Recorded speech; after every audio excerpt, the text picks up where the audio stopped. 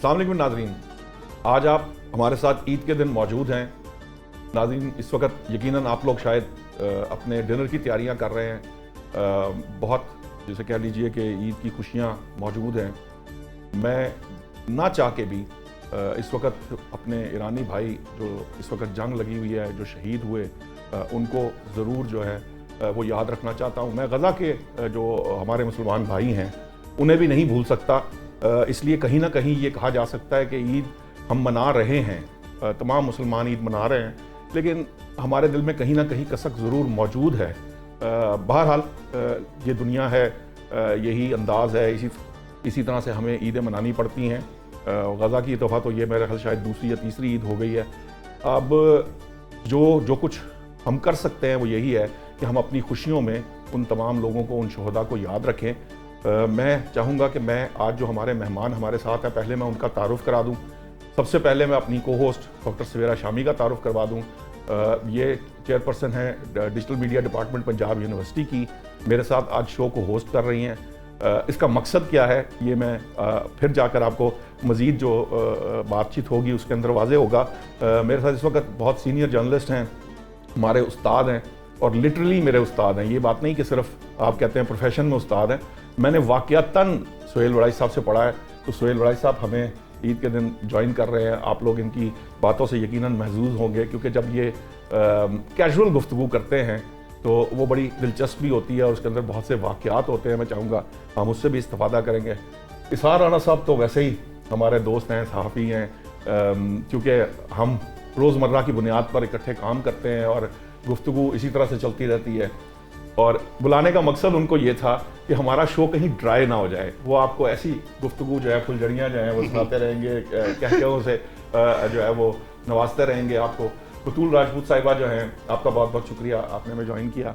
बतूल राजपूत साहिबा भी current affairs की होस्ट हैं, आप लोग जानते हैं, बोल पे प्रोग्राम करती हैं करंट अफेयर का।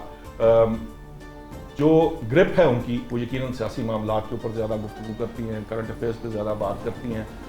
मैं चाहूँगा सवेरा शामी साहब थोड़ा सा आप भी अगर कोई इंट्रो देने की कोशिश करें या थोड़ा सा इंट्रो दें, तो फिर मैं आपको बताऊं कि ये बेसिकली मेरी जो बेगम साहिबा हैं वो मेरे साथ इसलिए मौजूद हैं यहाँ इस शो के ऊपर कि हम चाहते थे कि हम इसको फैमिली की तरह एक शो बनाएं।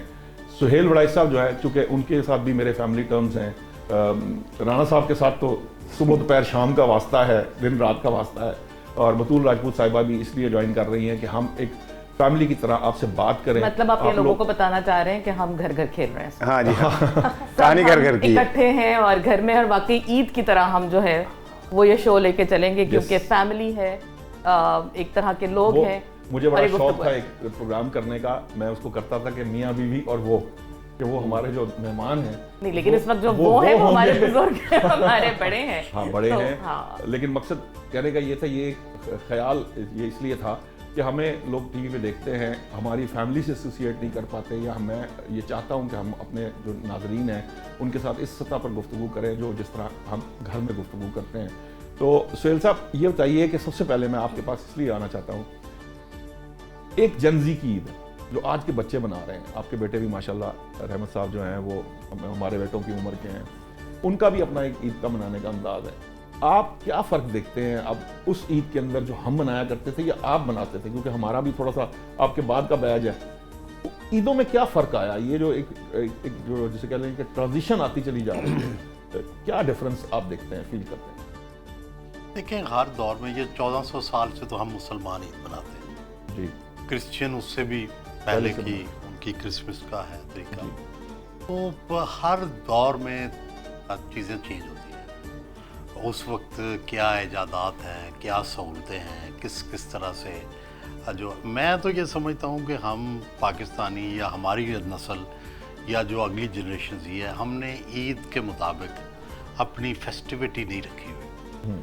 हमारी ईद जो आलम इस्लाम के दूसरे मुल्क हैं या जो क्रिसमस मनाने वाले मुल्क हैं उनसे भी बोर है, उस एतबार से कि हमने फोकस रखा हुआ है खाना खाना और सोना। ठीक है, ये हमारी ईद जो है इसके दो अहम तरीन काम है। खाना खाना तो हमारा नेशनल गेम है ना, हम वैसे ही हर वक्त खाना तो खाना खाना और खाना उसके ऊपर हमारा यकीन तो होता है। गुजारिश ये है कि मुझे याद है कि पहले चूँकि शायद इतनी फैसिलिटीज़ नहीं होती थी, घर पे गेम्स नहीं होती थी, तो हर ईद पे शहरों पे मेला लगता था, देहात पे भी मेला लगता था। और बच्चों के लिए, बड़ों के लिए एक फेस्टिविटी होती थी कि वो घर से बाहर जाके, तो आम तौर पे चूँकि मेला गैर मामूली चीज़ होती थी तो उसमें जाते थे। मसलन मैं बचपन में जाता रहा हूँ, मैं जोराबाद में था तो हमारे शाहपुर में एक मेला लगता था, वहाँ नेज़ाबाजी के मुकाबले होते थे, सर्कस आती थी। अच्छा, फिर इस तरह की दूसरी मौत का कुआं, ये तो वो एक फेस्टिविटी होती थी जिसमें आप जाते थे, उसको एंजॉय करते थे। अब तो सच्ची बात है कि हमारे यहाँ तो सुबह ये होता है कि नमाज पढ़ के आके सब पहले तो नमाज से पहले ही कोई सेवियाँ या कुछ खा पी के जाते हैं, आने तक कलेजी तैयार होती है और कलेजी तैयार होने के बाद नहीं, लंच तैयार होना शुरू हो जाता है, ठीक है। तो लंच तैयार करके सब इतना खा लेते हैं कि सो जाते हैं, ठीक है। और यही हमारी ईद है।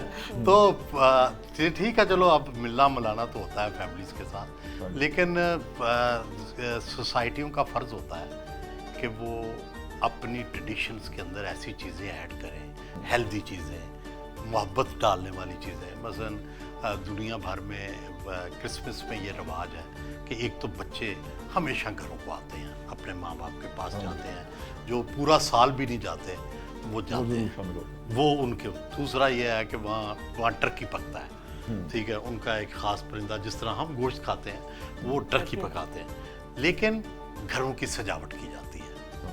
वहाँ पे ये रिवाज है कि लाइटें घरों पे लगती हैं, हमारे यहाँ ईद पे ये रिवाज नहीं है।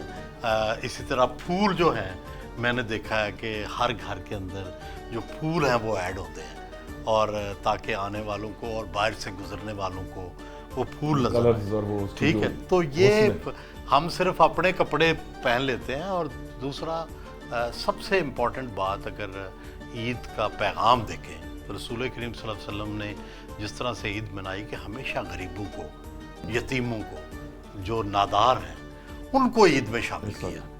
तो हम अक्सर ये भूल जाते हैं कि बाकी हम तो सब कुछ खाते हैं, लेकिन क्या हमारे मोहल्ले का हर कोई या हमारे शहर का हर कोई वैसा खाता है? कम से कम ईद के दिन तो उन तक ये पहुँचाना चाहिए। वैसे मुझे ये लगता है कि जब हम बड़े हो रहे थे, जब हमारी ईदें होती थी ना, तो उसमें खास बात ये भी होती थी कि हमें ईद बहुत सी चीज़ें मिलती थी। जैसे कपड़े बहुत कीमती होते थे, जूते हमें साल में 2-3 दफ़ा, या ईद पे बड़ी उनकी अहमियत।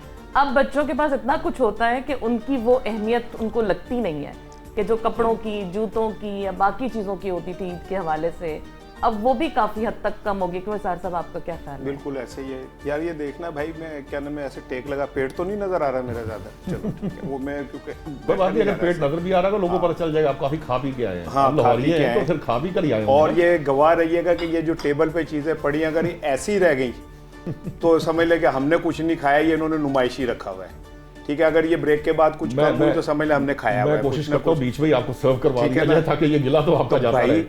ईद होती ही गरीबों की है, अमीरों की कौन सी ईद है भाई? अमीर कौन सी ईद पे कौन सा सोने का लुकमा खाएंगे जो उनके लिए नयापन होगा? वो कौन सा करोड़ों का लिबास पहनेंगे जिससे उन्हें लगेगा ईद? गरीब की ईद होती है। हमारे मुआशरे ने गरीब से ईद छीनी है, हमारे मुआशरे ने गरीब से खुशियां छीन ली हैं। हमने दो तरह से खुशियां छीनी। एक तो ये कि वो काफिर है ना, घटिया लोग, वो ईद के ऊपर चीजें सस्ती कर देते हैं। हमने शायद समझा कि ईमान वालों, रमजान में जितना पैसा कमाओगे ना वो ईमान है असल। वो ईद नहीं गुजार, हमने वो कम करके ईद गुजार रहे हैं। यानी आप अंदाजा करें कि हर शख्स हिस्सा बकदर जुस्सा, उसने ये तय किया है कि हमने गरीब आदमी को ईद के करीब लाके खुदकशी पे मजबूर करना है।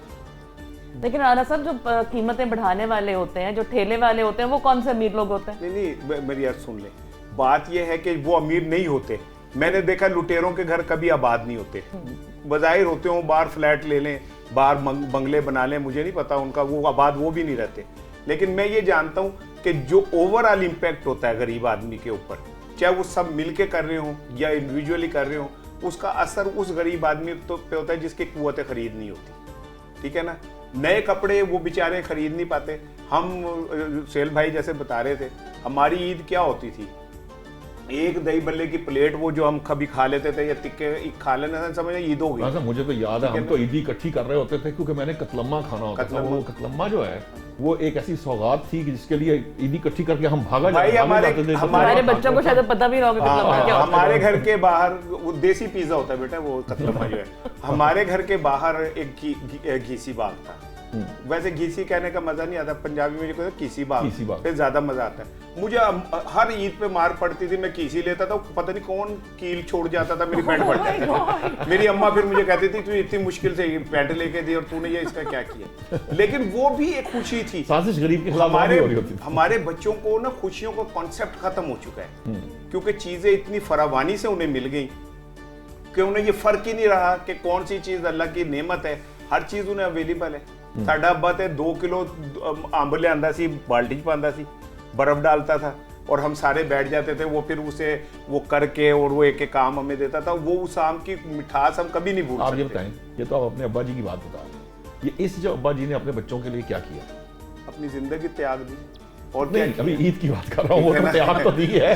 तो आप प्रोग्राम को और ना, क्या किया है? आप ईद शो को ना कोशिश कर रहे हैं कि वो हम किसी जज्बाती उसकी तरह। मैं ये चाह रहा हूँ कि आप थोड़ा लाइटर वे में ये बताएं कि आज आपने ये जो सारा दिन अपने गुजर बच्चों गया, को आप कितनी सात ईदी बज- दी है आपने? 7 बज चुके हैं, तो आपने जो ईदी क्या दी, फिर आपने उनके लिए क्या वो आम आपने कोई उस तरह सा वो बनाकर यार उनको दिया मेरी या किस्मत खिलाया या देखे पिलाया? खराबी कि मैं वो नमाज पढ़ के आया, बेगम साहिबा ने कहीं मुझे कह दिया कि शाम को जाना है अपने उनके मामू के घर। मेरे मुंह से बदकिस्मती से निकल गया कि यार फिर देख लेंगे। अब सारे ईद मना रहे हैं, मैं बेगम को मना रहा हूँ सुबह से, ठीक है ना। ये तो फिर आप मुझे मुझे लगता मतलब है- राना साहब आप जो टीवी पे बैठ के करते हैं वो आप घर में भी करते घर में हैं। भी कर- और ये तो लंबा प्रोग्राम लग रहा है मुझे, जो आपकी आदत है। हाँ नहीं, मैं अब यहाँ से जाऊंगा, 2-3 आपके पेटीज लेके जाऊंगा, कोशिश करूंगा पेश करके कि कोई मूड सही हो मतलब जाए। उन्होंने बता हमारे दिया कि पैटी हाँ से उन्होंने ईद यदि ऐसे आपने ही ये तय कर गुजारी लिया है। कि ये लेके ही जाना ही है। मैंने लोगों को दूसरों के खर्चे पे खुशी देता हूँ, मैं अपने बतूल बल्ले से नहीं साहिबा। देता। मेरे अंदर एक हुक्मरान मौजूद है। बतूल साहिबा, उम्मीद है जो आपके मियाँ हैं उनके साथ आपकी कोई इस तरह की मामलात नहीं चल रहे होंगे। ये बताइए कि आपने कैसे ईद गुजारी, आज दिन कैसा रहा एक, और बच्चों के लिए आपने क्या किया? मैंने जब कहीं जाना होता है तो मैं खुद जा सकती हूँ, खुद चले जाती हूँ। तो वो ये तो बड़ी अच्छी हमारी जो अम्मियाँ थी, एक कल्चर था, डिपेंडेंट होते थे हस्बैंड्स पे, कोई रिसोर्स पे, और फिर एक कल्चर था। अभी तो हर बंदा वर्किंग है, तो ही मैं फलां जगह पहुँच गया हूँ और एवरीथिंग इज गुड। तो ये भी एक चीज़ है, इसमें भी बहुत रिस्पेक्ट के लिए होती पैगाम है है कि कि आप आप खुद अपने चली जाएं, आपको मामू के घर ले जाने की जरूरत नहीं कि है आप उन्हें। अपने हस्बैंड का वेट करें कि आप कहीं जाना चाहते हैं। तो अच्छा, दैट्स मेरी ब्यूटीफुल। बेगम चली जाएगी, मिठाई का जो 2 किलो का डब्बा मैं खरीद के देना है, वो तो नहीं खरीदेगी आप ना। तो उसके लिए तो मुझे ही तो मेरी वो आपको जरूरत खरीदना होगी। चाहिए ना, उन्होंने आपको इतनी अपनी प्यारी बेटी दी। अच्छा, माशाल्लाह, ठीक है जनाब, ठीक है। उन्होंने नहीं मैं पैदा हुआ कमान दे ली। सुहेल भाई, मैंने अपने पे खर्चना इसीलिए है। कहते हैं कि खवातीन को फाइनेंशियली इंडिपेंडेंट बनाए ताकि वो 2 किलो मिठाई का डब्बा भी खुद वो हर कमेटी तो वो ले लेती है, तो और लेकिन इंडिपेंडेंट क्या बनाऊं मैं उसे। कमेटियों में वो तो खवातीन की तो फिर डबल इंडिपेंडेंस हो जाएगी कि साड़ी जेब चो भी सारा कुछ उधर चला जाता है, अपना भी जो है वो लेकिन आएगा तो सर, वो इतना डबल बड़ा डबल। दुख है। हाँ, लेकिन सर ये होता है कि कुछ ऐसे इवेंट्स होते हैं जिसमें हस्बैंड बहुत रिलक्टेंट होता है। तो मेरे हस्बैंड भी कुछ इवेंट्स पे रिलक्टेंट होते हैं, तो मुझे कन्विंस करना पड़ता है, चलते हैं, ये जरूरी जब है। आप कन्विंस करती हो तो अगले दिन वो आयोडेक्स वगैरह लगाते हैं, क्या करते हैं उधर, ताकि उधर पता चल जाए कि कैसे कन्विंस राना करती साहब है। आपके घर की बात नहीं हो रही, बतूल साहिबा के घर की अच्छा, बात अच्छा। हो रही है। सर मैं अच्छी बीवी हूँ। अच्छा, ठीक हाँ, है, फिर। फर्मा बाजार। हाँ, ईद ये पे बात। अच्छी अच्छी बातें करें, खुशियों की बातें करें। तो ऐसा ये बताएं कि बचपन में तो हमें ईदी मिलती थी, क्या अब भी आपको किसी से ईदी मिलती है? कोई ऐसी शख्सियत आपकी ज़िंदगी में है? क्योंकि मुझे याद है बानो आपा होती थी, वो कभी उनसे मुलाकात ईद वाले दिन हो तो वो 10 रुपए का नोट दिया करती थी। मेरे एक दोस्त के वालिद थे, वो भी मुझे 10 रुपए का एक नोट दिया करते, जब हम जवान भी हो गए थे। उस तरह की ईदी मिलती है अभी? देखिए, ईदी का अब तो कोई नहीं देने वाला, शायद उम्र में मैं ही बड़ा हूँ फैमिली में, तो इसलिए मुझे ही सबको देनी पड़ती है। और मैंने ना ईदी से कुछ सबक सीखे। मुझे याद है कि बचपन में ईदी का चूंकि बहुत शिद्दत से इंतजार होता बहुत, था, क्योंकि वो ईदी मिलती थी तो हम बाहर जाते थे। हाँ, बिल्कुल। उस वक्त तक तो मुझे जो ईदी सबसे लेट देता था ना, उसमें बहुत गुस्सा आता था। तो अच्छा, तो मैंने जिंदगी में ये सूल बनाया हुआ है कि सुबह उठते ही पहला काम बच्चों ये को है। पहला काम जो है ना वो ईदी सबको दे- दे- ये- हाँ, ईदी साफ दे करते के हैं अपने काम से फारग, ताकि वो अपनी प्लानिंग कर मैं लें कि उन्हें अपनी क्या प्लानिंग करना कर रहे, क्योंकि मुझे शिद्दत से याद है कि एक दफा मुझे कोई ना 2-3 बज गए, ईदी का जो है वो मिले ही ना। आप बैठे देख रहे हैं किस वक्त देंगे, कब देंगे, क्यों नहीं दे रहे? और क्यों नहीं दे रहे, वो अपने कामों में लगे हुए हैं। उन्हें हमारी फिक्र ही नहीं थी। तो वो एक तो मेरा भाई ख्याल आपने जाके उन्हें ये तो नहीं कहा कि भाई ईद है आप मुझे ईद ही नहीं दे रहे, क्या ये खुला तजाद नहीं है? नहीं भाई उस वक्त अब तो माशाल्लाह दुनिया के भी हालात बदल गए। हाँ जी, बिल्कुल। हमारे घरों के भी हालात बिल्कुल बदल ऐसे। गए। हम तो बोल भी नहीं सकते थे। हाँ, हम तो बड़ों के सामने, ये बड़ी देखे ना कैसी बात बड़ों की है। के सामने बोल ही नहीं हम सकते तो थे। बड़ों के सामने ये कह ही नहीं सकते थे जल्दी करें, हाँ। जल्दी दे दे। नो, सही बात। जब उन्होंने देनी है अब उनकी मर्जी है। अब तो खैर बच्चे कहते हैं ना जल्दी दो, बल्कि एडवांस दे दो। हम ना उस नस्ल से हैं जिसे उनका अब्बा कहता था तानू कुछ नहीं पता, अब उस बच्चे भी नस्ल ये को उनके कहते हैं। बच्चे भी कहते हैं अब्बा जी तानू कुछ नहीं पता। हमें दोनों तरफ से एक ही आप जुमला पिछले वाली सुनने को नस्ल में मिलता से है। पिछले हालांकि वाली आपको नस्ल में सब बहुत कुछ सारी पता है। चीजें हैं? आपको सब कुछ पता है? मुझे अल्हम्दुलिल्लाह सारा पता है, लेकिन मैं कोई जब- बंदा नहीं। नहीं पता है, बोलता हूँ तो फिर बोलने का लोगों को मुझे पसंद नहीं आता। मुझे ये भी उसको पता है कि मेरे बोलने से क्या होगा, ये भी पता है मुझे, इसलिए मैं जरा थोड़ा सा आज आपका एक लेकिन शो सुहेल है। साहब आप इस दफा बताएं। अपना अपनी लिस्ट में ऐड करना है हमें भी ईदी देने वालों। हम आपकी तरफ से ईदी का इंतजार करेंगे। जरूर जरूर। ठीक है, आप भी सोहेल हमारे भाई, राणा साहब ने हमारे फौरन जाना, बच्चों मुझे की भी याद कर लें। तरह हैं आप। चाहे मैं मैंने आपसे आपको जब पढ़ाया मुझे अच्छी तरह याद है, आपकी शादी, आपका स्टूडेंट होना, तो वो चीजें नहीं भूलती ना। नहीं, ये हमें एक जिंदगी। और चीज भी याद है।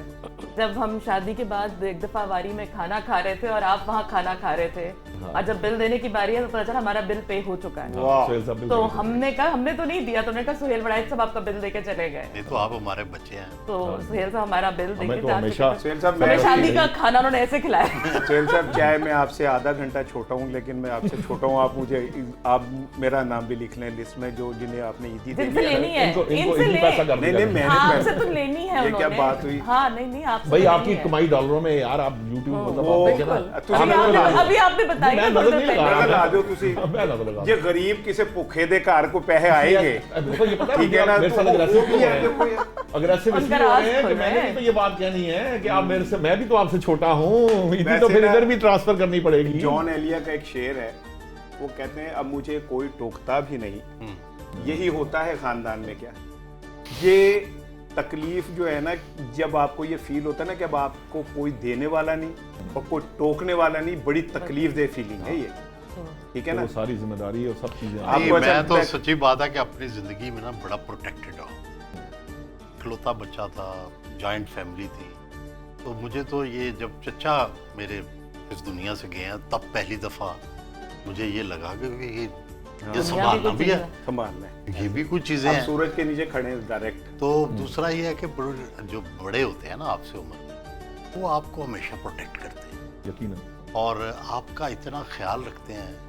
माएँ, मेरी वालदा आखिरी उम्र में चलने में अगर कोई उन्हें उठाता था और मैं उठाने की कोशिश करता था, तो मुझे कभी अलाउ नहीं करती थी कि भाई इसको तकलीफ होगी, मतलब ये लड़ पड़ती थी मेरे से। हाँ। तो देखे, माँ बाप के बाद तो दुनिया में कोई उन जैसा मोहब्बत करने वाला नहीं। नहीं तो बात सही है, आपकी वो दुनिया में उसके बिल्कुल- बाद वो एहसास ही खत्म हो ऐसे ही। जाता। अच्छा, मैं तो इस मामले में लकी हूँ, मेरे साथ मेरे बड़े भाई शाहनवाज राणा साहब, वो भी जर्नलिस्ट हैं सीनियर, तो वो रहते हैं। तो जो मेरी भाभी हैं, वो हम उन दोनों को फादरली मदरली ट्रीट करते हैं।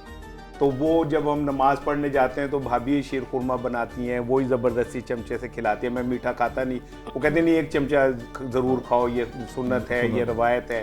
फिर आके उनसे मिलना, जैसे वो मिलती हैं एक माँ की तरह, फिर वो स्पेशली एक ईदी देती हैं। वो मेरी सबसे बड़ी कमाई है ईद के दिन की। जब वो मुझे ईदी देती हैं तो मुझे लगता है कि नहीं, मैं अभी मेरे सूरज के और मेरे दरमियान एक शेल्टर मौजूद है, और ये बहुत बड़ी ब्लेसिंग है किसी के पास अगर है तो। बिल्कुल, माँ बाप के तो होते हुए, और मेरा ख्याल है ईदों का मजा भी तभी है जब आपके माँ बाप आपके साथ है। दुनिया में हर खुशी, हर चीज़ अल्लाह ताला हमारे माँ बाप सलामत है, आमीन, उनको सेहत आमीन। जिंदगी दे। और वाकई वो जो ईद का इंतजार उनकी तरफ से होता है या दिन में होता है कि भाई वहाँ जाएंगे और ईदी मिलेगी, उसका मजा नहीं, ही और और है। अब मैं चूंकि अब फैमिली में सबसे बड़ा हूँ, तो अब जो हमारी मुश्किलात होती हैं कि पहले सबको बुलाना बुलाना है, है, उनका इकट्ठा सबको करना है। खुश रखना है, ख्याल रखना है, इकट्ठा रखना किसी है। की चेहरे पे कोई नाराजगी ना हो। हाँ जी, माहौल ऐसा रखना है ताकि आज ईद का दिन अच्छा गुजर जाए। तो मैं ख्याल आता है कि इस तरह हमारे वालिदैन भी हमारा ख्याल रखते हैं। बिल्कुल ऐसे ही। अब बतूल की तरफ आप जाएंगे, लेकिन मैं सिर्फ एक चीज़ शेयर कर दूँ। ईद के तीसरे दिन मेरे घर मेरे बड़े भाई की माशाल्लाह 8 बेटियां और एक बेटा है शादीशुदा, बाल बच्चेदार। बड़ी बहन उसकी 5 बेटियां 2 बेटे, सारे शादीशुदा बाल। ये और मेरे कज़न, ये सारे ईद के तीसरे दिन, ये को पिछले 15-20 साल से ट्रेडिशन है कि तीसरे दिन मेरे घर आते हैं। अराउंड 80-90 के करीब लोग होते हैं और हमारी ईद वो पूरे खानदान की वो होती है। सुहेल साहब, जब वो सारे आ जाते मेला हैं, एक्चुअली लगता है घर हाँ, के और अंदर, फिर वो बच्चे वहाँ भी पे और हर तरह खाना वाना, फिर उसके बाद मैं और मेरा भाई 2 कुर्सी ऐसे रख के बैठ जाते हैं और वो सारे सामने बैठे होते हैं। फिर हम कहते हैं चलो जी शाइस्ता खिताब शुरू होने है, लगा। शाइस्ता आती है, उसके कहते हैं ये तुम्हारा, ये तुम्हारे मियाँ का, वो कहते हैं मेरे बच्चों का इतने हैं, वो ये वो सारे। तो वो हमारा एक बड़ी खुशी ईद है भी पूरे बांटी जाती है खानदान की कि वो हम सारे एक तीसरे दिन जो है ना सेलिब्रेट करते हैं। हम ना जी ईद वाले दिन ही ये काम हम पहले तीसरे कर दिन लेते का हैं। इंतजार हम नहीं करते। हम ये करते हैं कि ईद की नमाज के फौरन बाद खाना बनना शुरू हो जाता है।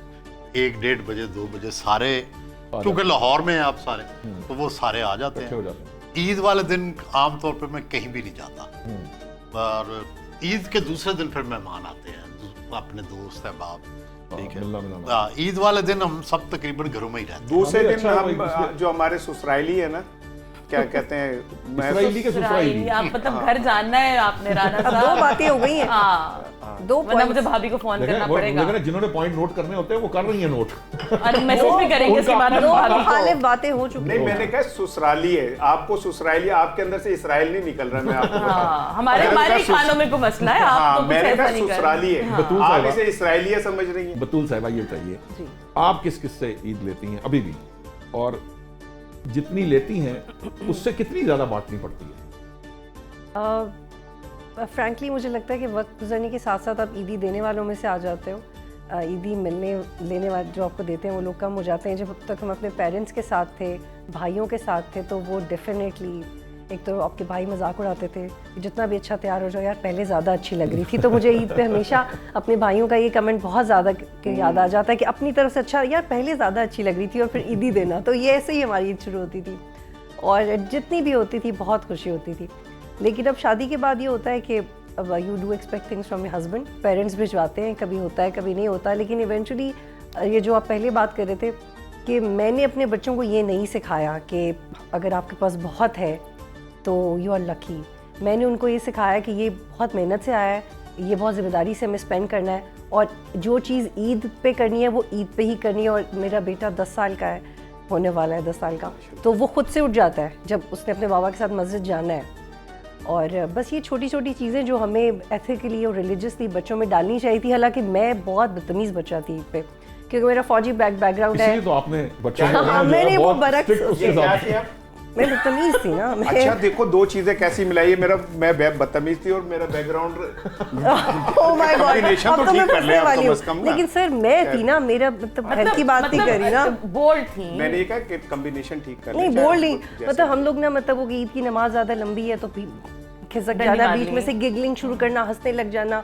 और लेकिन चूंकि फौजी घराना था तो बहुत ज़्यादा डिसिप्लिन तो ये था बात लाइफ अभी वो में। करना चाह रही थी जो आपने उछल बिल्कुल, और ये मेरी नौकरी खत्म करवाएंगे इस प्रोग्राम के ये बाद। बेटी आज किसी ऐसे ही प्रोग्राम आपकी हो ना हो, अल्लाह खैर करे, बाकी होगी। तो ये जो चीज़ें थी जो हम मिस करते थे और हमारे पेरेंट्स हमें सिखाने की कोशिश करते थे, तो मुझे अब वो सब याद आता है, तो मैं अपने बच्चों को ज़रूर सिखाती हूँ। अच्छा, हमारे यहाँ ईद पे ये होता था कि चूंकि मेरे वालिद साहब होते थे, मेरी दादी हमारे साथ होती थी, तो वो सबके घर ईद देने जाते थे। तो ईद से 3 दिन पहले ये एक रवायत शुरू हो जाती थी कि सारी अब्बू की कजन जो हैं या फुप्पो और सबके घर जाना, जाकर ईद देनी है। जाके और उसमें ये होता था कि जो बच्चा उनके साथ बैठता था फिर उसको ईदी बहुत मिलती थी। अच्छा, वैसे आपकी हाँ, जो साथ जाता हो। आपकी अम्मी जो है वो खाना बहुत जबरदस्त बहुत बनाती जबरदस्त क्या बनाती है, बात हाँ, है, बिल्कुल। इतना। और इसलिए और ईद के दिन का खाना सुहेल भाई हमारे- 50-100 बंदों का खाना बनवाएं, क्या सुहेल बात है। साहब मैं तो पूरी हिस्सा तरह रहा नाज़ा। हूँ उसका ना। तो हमें तो ये होता था कि उस गाड़ी में साथ बैठना है अम्मी अब्बू के, ताकि हमें हर घर से ईद मिले मिलती जाए। और फिर हम वो ईदी इकट्ठी करके वापस लाएं। तो बड़ी एक्साइटमेंट होती थी कि भाई अब्बू के साथ वो 3 दिन में, वो 3 दिन उनको लगते थे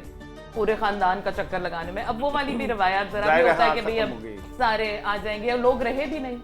मुझे लगता है हम जब बड़े हो रहे होते हैं तो सबसे बड़ी जो हमारे अलमिया ये होता है कि बहुत से लोग छुटते चले जाते हैं जब तक हम बच्चों की ना सबसे बड़ा लेकिन ड्रॉबैक ये अल्हम्दुलिल्लाह होता है कि वो बड़े हो जाते हैं।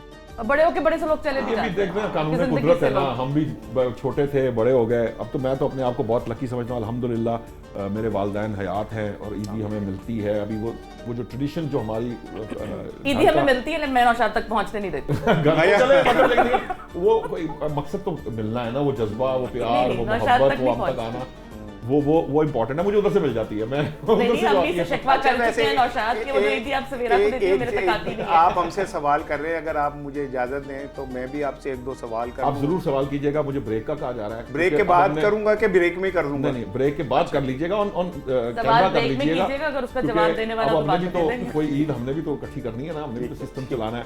नाज़रीन, यहाँ लेते हैं एक ब्रेक। गुफ्तगू बड़े दिलचस्प मराहिल में दाखिल हो चुकी है, क्योंकि अब वो मेरी जो है ना नौकरी के पीछे पड़ गए सहाराना साहब। वो चाहते हैं कि वो अब होस्ट भी वही हों और गेस्ट भी वही हों।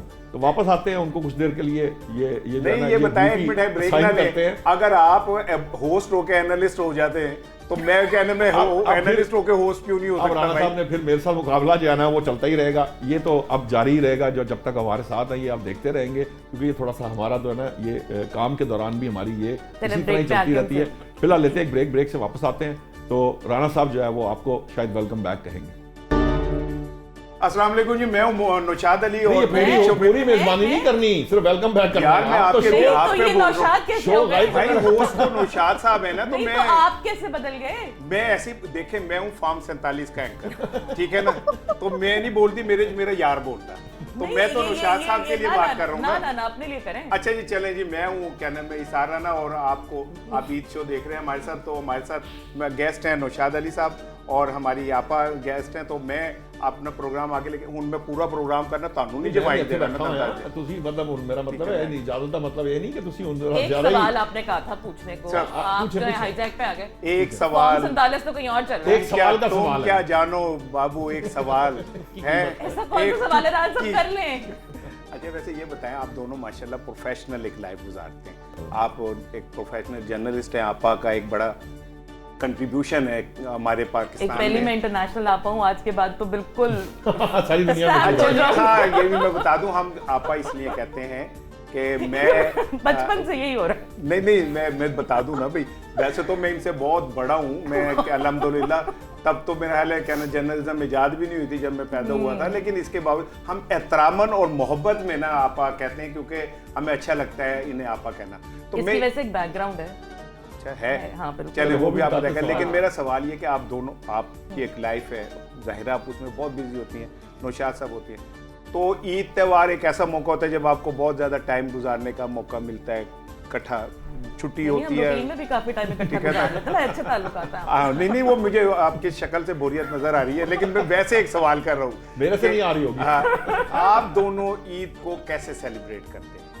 आप ये दोनों से पूछ रहे हैं, मैं पहले आप बता दें ना, फिर देखिए, ये तो करते ही नहीं ना सेलिब्रेट। मेरी अच्छा। बेगम का मेरे से शिकवा ये है कि मेरे लिए छुट्टी क्या है। मेरे लिए छुट्टी सोना। ये है कि मैं अपनी कंफर्ट के साथ सो सकूं। जितना मैं कंफर्ट के साथ सो लूंगा, मेरे नज़दीक वो मेरे लिए छुट्टी है। अब होता ये है कि चूंकि एक आदत आपको पता है, ये अखबार की नौकरी इस तरह की है कि कापी जाने तक हाँ, वो तो हम तो- लोग फजर की नमाज पढ़ के सोते हैं। अब फजर की नमाज पढ़ के सोने के बाद ये होता है कि अमूमन लेट उठते हैं। अब ईद की नमाज के लिए जल्दी उठना होता है, क्योंकि मैं जल्दी उठ के मतलब 1-1.5 घंटा सो के फिर नमाज के लिए जाना, नमाज से वापस आना, तो फिर मैं तकरीबन नींद में होता हूँ। अब मेरी कोशिश होती है मैं कुछ देर के लिए आराम करूँ। डॉक्टर साहब की कोशिश ये होती है, मेरी बेगम ये चाह रही होती है कि हम जल्द से जल्द तैयार हों और तैयार हो नहीं, लेकिन मुझे लगता है कि वाले सो के के घर जाओ। अगर आप सो गए ईद वाले दिन तो ईद जाया होगी। मतलब मुझे तो बहुत उलझन होती है जो ईद के दिन सोते हैं, और मेरे घर में मैं तो माइनॉरिटी हूँ ना, मेरे तो 2 बेटे हैं और नौशाद साहब हैं। लेकिन ये बैलेंस करना बहुत मुश्किल होता है, क्योंकि मुझे मेरी सास से बहुत ज़्यादा वो हम सपोज 8 बजे अगर मैं ईद के लिए मौजूद हूँ तो आंटी कहती थी पुत्र उनते मुक गई सुबह 8 बजे। तो जो मेरा, क्योंकि पहली ईद पे मुझे थोड़ा सा हाँ और सुबह की, क्योंकि मेरा जो पोर्शन है वो ऊपर है जो मेरे लॉज में, तो वो पहली ईद पे तो स्पेस किसने कुछ नहीं कहा। दूसरी ईद पे बेबी भी छोटा था, मैं ख्याल तब भी आंटी ने कुछ नहीं कहा। तो जब दूसरी ईद पे नीचे आ रही, मैंने कहा अस्सलाम वालेकुम आंटी, ईद मुबारक, पुत्र उनते मुक गई, और इतनी एम्बैरस हुई। मैंने कहा आंटी अभी तो सिर्फ 8 बजे हैं। तो उन्होंने कहा बेटा हम यहाँ 5 बजे से बैठे। खैर उन्होंने बहुत प्यार से समझाया, लेकिन अब वो इस दुनिया में नहीं है। लेकिन आप यकीन करें कि अब वो जो नहीं है तो हम वही करते हैं जो वो चाहती थी। और बिल्कुल ईद यही होती है कि आप जल्दी उठें और ईद का दिन एंजॉय करें ना, और अपने बेशक सारा लंच दिन करके लोगों सो के जाए, साथ। जैसे हमारे घर में साहब करते हैं। यही हमारे- कहा स्पेशल पकाती भी मैं- नहीं, मैं सवैयाँ सुबह हमारे यहाँ स्पेशल पकती हैं, और उसके बाद ये होता है कि हमारा जो ईद का पहले दिन का जो खाना है वो मेरे अब्बू की तरफ होता है। हाँ वो वहाँ पूरा जाना फैमिली पड़ता है। डिनर वहाँ जाना पड़ता है का क्या नहीं, मतलब मतलब वहाँ जाना पड़ता है क्योंकि वो जाते जाना मैं यही कहने लगा था। एक और point। क्लैरिफाई जाना पड़ता है, ये प्रोग्राम चल रहा है ऑन एयर, इस दफा भी ईद का खाना है। मैं क्लैरिफाई करूं, मेरी कोशिश और ख्वाहिश ये इस जरूर दफा होती है कि मैं शायद सब थोड़ी देर invited आराम नहीं कर है लूं। वहाँ। लेकिन बेगम साहबा आराम नहीं करने देती, मैं जो बात बता भाई रहा था। सारा साल फिर आप वहाँ आराम हमें- करते हैं ना, मैं फिर ईद उसी के हालत दिन में क्यों आराम करना है? नींद की हालत में मैं जाता हूँ इन लॉज के, वहाँ हम खाना वाना खाते हैं, खाना खा के फिर मुझे इजाजत होती है कि अगर वापस आ जाएं, जब भी वापस आ सके फिर आके मैं कोई घंटा 1.5 घंटा आराम कर लूँ या 2 घंटे वो आराम नहीं कर लूं। करते ना, क्योंकि और उनको फिर रात जो को है जागने वो की अपनी आदत बाकी है। ईद जो है लेकिन मेरी उसको नौशाद से celebrate हर करते रोज बहस ये होती है कि सुबह जल्दी उठें, तो नहीं उठते हैं। वो तो तीन और उनका तरह भी के। मजबूरी हाँ, भी है बस ना, उस तरह की। वो रात तक लेकिन तो ये कि जागना वो होता है। अब्बू की तरफ जाके फिर रात का खाना होता है, और उसके बाद हम जो है फिर अगले दिन जो बच्चों की फरमाइश खास जो हम पकाना होता है फिर अपने घर पे, और फिर नौशाद के भी चूंकि मेरे सासू फरमाइश साथ होते हैं। तो नुशाद साहब आप सबसे अच्छा क्या पका लेते हैं? मैं वैसे भी अंडा। करता है मैंने जिंदगी मेरे में एक ही बच्चे एक चीज़ स्टोरी बनानी सुनाते सीखी है, हैं वो कि अंडा है। एक दफा मुझे कराची जाना पड़ गया अपने अम्मी अबू के साथ शादी पे, तो मेरे बेटे साथ थे और मेरे मियाँ था। तो वो अभी कल परसों ये बात याद कर रहे थे कि बाबा उस दिन हमने नाश्ते में भी अंडा खाया था, हमने दोपहर को भी अंडा खाया था, और हमने रात को भी अंडा खाया। किस तरह का अंडा? उबला मुझे एक ही एक तरह का नौशाद अंडा को उबला बनाना अंडा आता है, और दूसरा नौशाद को ना एक कोई हल्दी लाल मिर्च और नमक डाल के अंडा बनाते हैं। मैं वो वो एक ही बड़े डिश है शौक जो से नौशाद खाता हूँ, को, वही खाता हूँ जब भी खाता और वो हूँ। दुनिया को भी खिलाना चाहते हैं। तो सोहेल साहब, ये जो सोहेल साहब आपको कुछ पकाना आता है? नहीं, मुझे कुछ पकाना नहीं आता, लेकिन मैं भी ज़ाहिर है अखबार की नौकरी की, हाँ लेकिन जो ही मेरी थोड़ी ड्यूटी बदली रिपोर्टिंग से, तो मेरी जो ओरिजिनल आदत है सुबह बहुत जल्दी उठना और जल्दी सोने की, तो मैं वापस उस Track पे आ आदत गए। की तरफ जा चुका हूँ बहुत अरसे से। बड़ी अच्छी बात है हाँ, वैसे। तो अब मेरी सुबह बहुत जल्दी हो जाती है, और फिर चूंकि मेरी ड्यूटी है अखबार सुबह 10-12 पढ़ने पड़ते हैं, तो वो फिर मैं तो सुबह मेरा वो बड़ा टाइम जो होता है बड़ा क्रिएटिव टाइम होता है, और वो 12-1 बजे तक आप यूँ समझिए कि पूरे दिन की तैयारी भी होती है, उसी में कॉलम भी अगर लिखना हो तो वो लिखा जाता है। तो मैं दोपहर तक जो है उसमें बिजी रहता हूँ। आपसे वंडर बॉय के बारे में बात करनी है, लेकिन मैं अभी चाह रहा हूँ कि जरा अभी आप ईद की तक लेकिन महदूद जब रहें। आप वो लेकिन- बात करते हैं ना, शायद तब ये बात कर रहे होते हैं ना कि लेट सो के उठ रहे हैं, या जर्नलिस्ट की जिंदगी ऐसी होती है, सहाफ़ी ऐसी होता है। सराना साहब मैं कहती हूँ पता नहीं कौन से सहाफ़ी होते हैं ऐसे, क्योंकि हमने तो अपनी जिंदगी में देखा है हमारे वालिद साहब सुबह नहीं उठते नहीं, थे वो असल में जो और रिपोर्टर पूरा काम भी करते थे और नहीं सारा नहीं, कुछ जो होता था। जो के ना जो अखबार में मेजर ज्यादा लोग होते हैं ना, ठीक है? वो रिपोर्टर होते हैं या सब एडिटर, और सब एडिटर की ड्यूटियां भी रात को होती हैं। जब तक मैं भी उस ड्यूटी में था तो हम रात 3-4 बजे सोते थे, और फिर सुबह दिन लेट 2 उठते बजे नहीं 2 बजे उठते थे, और फिर 6 बजे आ जाते थे। तो वो तो बिल्कुल ही एक डिफरेंट लाइफ है। लेकिन वो फिर जब आप थोड़ी और आपकी कोई ड्यूटी लग जाती है, मैगजीन में आ गए, एडिटोरियल में आ गए, तो वो फिर आप दोबारा रूटीन में आ जाते हैं। तो मुझे चूंकि वो जब वो मैं रिपोर्टिंग करता था तो मैं तो बीमार हो गया था, क्योंकि मेरी ज़िंदगी की रूटीन ये नहीं थी। हाँ, तो लेकिन यह है कि इस प्रोसेस से गुजरे हैं साल, और वो प्रोसेस से अगर ना गुजरे तो फिर आप जर्नलिस्ट भी नहीं बन सकते। तो ये एक जिंदगी का एक इम्तिहान है। लेकिन चले उम्मीद तो दुनिया कायम है कि कभी यहाँ पे भी रोल का मसला है ना, रोल देखें, चेंज वो होगा। करीब करीब ही होगा वो रोल जिसमें नहीं आप इंशाल्लाह राणा साहब वो नौशाद साहब जर्नलिस्ट भी कभी इंसान बनेगा, आप देख लीजिए इंशाल्लाह। मेरा लेकिन वादा है एक- आपसे। राणा साहब एक बात है, जर्नलिस्ट इंसान बनेगा लेकिन इशार राणा कभी इंसान नहीं बनेगा। अभी फैसला करें कि आप जर्नलिस्ट हैं नहीं, या वो कहते हैं जी इंसान। ना कि journalism is not a profession, It's like- it's a way of life. और वाकई बात यह है कि दुनिया भर में लोग पूछते हैं क्या हाल है, हम पूछते नहीं क्या पूछते। खबर है? हम जिससे मिलते हैं कहते हैं क्या खबर है, ये खबर है, ये हमारी जिंदगी का है। आज सुबह जब हम फोन उठाते हैं या किसी से बात करते हैं तो कभी ये नहीं पूछा कि हाल चाल क्या है, मौसम कैसा है, नहीं वो फलाना क्यों हो गया, ईरान क्यों हो गया, होते क्यों हो गया, ये मैं हमारे अपने बच्चों और अगर को नाम मिले तो बना भी लेते हैं। अपने बच्चों को बता रहा था क़यामत का ना कि वो ऐसा होगा, पहाड़ यूं हो जाएंगे और पिघल जाएगा। तो मेरी बेटी कहती है आपको छुट्टी होगी कि नहीं उस दिन होगी? मैं कहा मैनू नहीं पता। कहते मैनू कह रही है बीपर दे होते खड़े होके। क्या मतलब अंदर कैसा है? बतूल साहिबा, हम तो क्योंकि टीम जो है अखबार से वाबस्ता रहे तो हमारी ज़िंदगी तकरीबन इसी तरह से है। डॉक्टर साहबा को पता है, ऐसी तरह थोड़ा कहती हैं, उन्हें भी ये सारी रूटीन का पता, वालिद हों, भाई हों, ये सब इस प्रोसेस में नहीं इतना पता है, ये सॉरी बात मैं completely काट रही हूँ, लेकिन जानती इतना हैं। पता है कि मेरी शादी के बाद जब नौशाद से पहली लड़ाई हुई इस बात पे कि लेट आए, रात के 2 बज रहे थे, तो मैंने कहा ये कौन सी क्या तरीका है, ये क्या बात हुई ना, मतलब ये कौन सा टाइम है? तो मेरी अम्मी ने कहीं सुन लिया, मैं फ़ोन पे लड़ रही थी, तो मुझे अगले दिन मेरे अम्मी अब्बू ने बिठा के कहा, मेरी अम्मी ने कहा कि ये क्या बात हुई लड़ाई की? मेरे अब्बू ने कहा तुमने मुझे नहीं देखा था सारी जिंदगी घर आते हुए, तो मैं ये इस बात पे लड़ कैसे सकती हो? वो दिन और आज का दिन है, ये इसी लेवरेज पे मौका चल रहा मिल है। गया ना इन्हें। Once and forever sort out हो गया। एंकर की जो लाइफ है, आपने जो होस्टिंग की, आप एंकर की, कितना फर्क रहता है? आप जर्नलिज्म को किस तरह से डील करती हैं और अपनी प्राइवेट लाइफ को कैसे डील करती हैं? आपके सोने उठने के औकात और चीज़ें क्या रहती हैं? मैंने 10 साल हो गए ऑलमोस्ट करंट अफेयर्स करते हुए, जिसमें आधा वक्त तो मैंने काम नहीं किया। बहुत से लोग होते हैं जो बहुत काम करते हैं और तब वो एक कैटेगरी में आते हैं, लेकिन मेरी प्रोफाइल ऐसी है कि मेरे करियर में से आधा वक्त तो मैं बैन थी, तो बैन होने का जो वक्त है वो करियर में ऐड हो जाता है। तो टेक्निकली मैंने बहुत कम काम किया है ऑन स्क्रीन, अब तो खैर अल्हम्दुलिल्लाह खैर है। तो स्ट्रगलिंग फेज, मैंने वो चैलेंजेस बहुत देखे हैं जो एक विमेन जर्नलिस्ट होते हैं, कि आप अपनी लाइफ में शादी का चॉइस करते हो, बच्चों की चॉइस करते हो, आपकी कुछ वैल्यूज़ होती हैं जिनको आप कॉम्प्रोमाइज़ नहीं करते, but you still want to be a prominent journalist on TV because you are struggling for that prominence in its part of your job. तो वो जैसे भी सुहेल साहब कहते हैं कि वे ऑफ लाइफ ना चाहते हुए बन जाता है, क्योंकि आपकी प्रायोरिटी होता है, वो आपकी पर्सनैलिटी को कंप्लीट करता है। फॉर एग्जाम्पल, अगर आपका पैशन है टीवी या रेडियो या अखबार, तो अगर कोई आपको कहे कि आपने नहीं करना, तो आपकी आधी पर्सनालिटी तो खत्म हो जाएगी। अब आप बाकी क्या क्या आप सिर्फ एक माँ है जो कि बहुत बड़ी जिम्मेदारी है, एक बीवी है जो कि बहुत बड़ी जिम्मेदारी है, but you will not be complete. तो मेरे साथ जर्नलिज्म का ऐसा ताल्लुक है that I am not, it is such a big part of me that I don't see my self doing anything else in my life.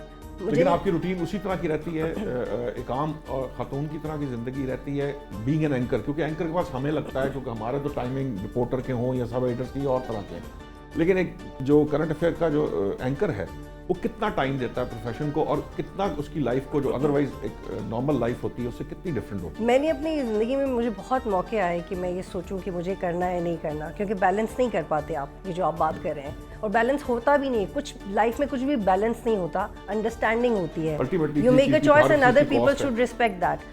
तो उसमें मैं इतनी लकी हूँ कि मेरी फैमिली, मेरे पेरेंट्स, मेरी इन लॉज वो इतने अनकंडीशनली सपोर्टिव हैं कि मैं अगर किसी जगह पे अवेलेबल नहीं भी हूँ तो मेरी इज़्ज़त उतनी बरकरार रहती है। तो मुझे अल्हम्दुलिल्लाह कुछ भी मुतवाज़न कायम करने की ज़रूरत नहीं पड़ती, और मेरी रूटीन बहुत डिस्टर्ब होती है। For example, when I was in Afghanistan, और वो भी ईद के बहुत दिन करीब थे, कुछ दिन रह गए थे, तो मेरे जो बच्चे थे वो अपनी दादी और अब्बा के पास थे। तो अगर आपका करियर और आपका काम आपको एक बेहतर शख्स बना रहा है, और अगर आपकी जो सोशल लाइफ है वो सेक्रीफाइस हो रही है, लेकिन प्राइवेट लाइफ मज़ीद बेहतर हो रही है, तो आप ज़रूर काम करें।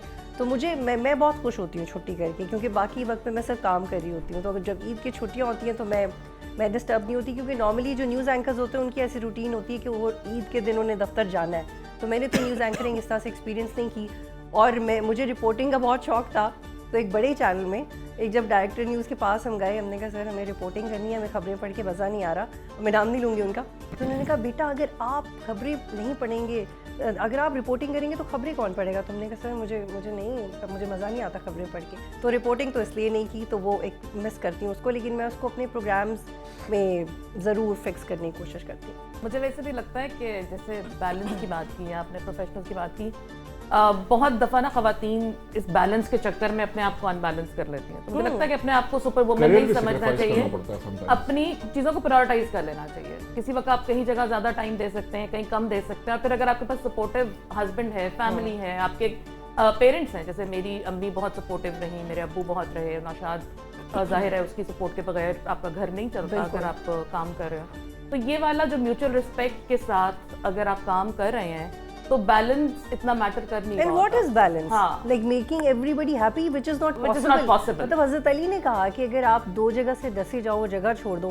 तो what are we trying to do? मतलब आप जिस तरह के हैं वही रहें। अगर आप मुतमईन हैं कि कोई आपसे नाराज नहीं मैं है, वैसे तो do your thing. गुजारिश करूं कि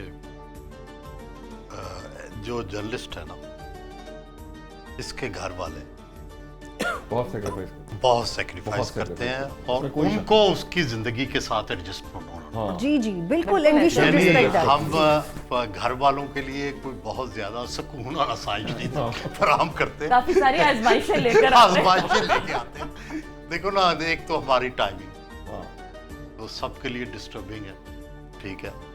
दूसरा फिर हमारी आदत, ठीक है। फिर हमारी हर वक्त जो तजस्सुस, जो हमारा तजस्सुस है, इससे बहुत जो annoy हो जाते हैं लोग। जो कि बड़ा गैर मामूली होता है कि आपके घर के अंदर। और फिर एक और जो सबसे बड़ा प्रॉब्लम है कि हम ना चाहते हुए भी, मेरे घर में बहुत कम है जर्नलिज्म, लेकिन इसके बावजूद मेरे बच्चे बीवी सारी गुफ्तगू इसी के- सारी गुफ्तगू में वो बेचारे पार्ट हैं कि कोई हादसा हो गया है तो वो उनको भी पूरी डिटेल पता होती है। हाँ, बिल्कुल बिल्कुल। लेकिन वैसे सोहेल साहब मैं बताऊं, क्योंकि मेरी खुद हम ऐसे ही घर में ऐसे ही चाहे ट्रेनिंग वो- ट्रेनिंग हुई बड़े है। में, लेकिन जब आप सोसाइटी में निकलते हैं ना, फिर आपको एहसास होता है कि आप में और बाकी लोगों में बड़ा फर्क फर्क है। है। और ये बड़ी एक ब्लेसिंग फील हाँ। होती है, क्योंकि बहुत सी चीजें आपकी एक ट्रेनिंग में शामिल होती हैं जो आपको अजीब नहीं लगती और लोगों को बहुत अजीब लग रही होती है। बिल्कुल। तो ये हमारे लिए नहीं, भी वो लेकिन वो ये है ना कि वो जर्नलिस्ट भी ब्लेसिंग है। लेकिन वो ये है ना कि वो आपकी जिस तजर्बे से आप गुजर रहे होते हैं, तो बिल वास्ता तौर पे वो भी वो आपके भी गुजर तजर्बे रहे में होते हैं शामिल और वो होते उसको हैं। सीख भी रहे होते हैं। सीख भी रहे होते हैं, लेकिन जाहिर है एक बोझ है ना एक्स्ट्रा। लेकिन अगर हम अपनी फैमिली को ये कन्वे करते रहे साथ साथ, जो हमें वैसे भी बीइंग अ वुमन करना चाहिए कि हम जो भी कर पा रहे हैं, स्पेशली बीइंग अ वुमन, आपकी वजह वो से आपकी कर रहे हैं। वजह से है। तो मैं तो बहुत थैंकफुल रहती अच्छा, हूँ। ये जो जिस माहौल में बात हो रही है ना, अभी पिछले दिनों जाहिर है मेरे पे प्रेशर रहता है बहुत सारी चीज़ों का, तो अक्सर लोग कहते थे तू फड़े जाना है, तू है। मेरे बच्चे रोज शाम को मैं जाता आप था घर ना, आ गए? तो नहीं, वो कहते थे कि अच्छा पापा वो क्या कहते हैं, अगर वो आएंगे पकड़ने तो वो डाला होगा कोई 1 दिन 2 दिन। आगे मैंने कहा बेटी तू है कि दिल तू मैंने फड़वाना लेके कि फड़ा ना लिया लेके, तू रोज एक ही सवाल में अच्छा, वो कंफर्टेबल हो गया है, वो कंफर्टेबल हो गया इस फैक्ट वो के साथ। इंतजार कर रहे हैं कि किस दिन डाला आएगा। एक्साइटेड हो गया बच्चा। अच्छा, वो उन्होंने वो मेरा बेटा कह रहा है कि देखो जब ऐसा हो ना तो पैनिक नहीं होना, मोबाइल खोल के ना ऊपर से वीडियो बनाए। मैं कहा बल्ले भाई तेरी फोटोग्राफी ते मैं सदके जावा, तेन अपने प्यो का कोई ख्याल नहीं का है, ऊपर से वीडियो बना रही है।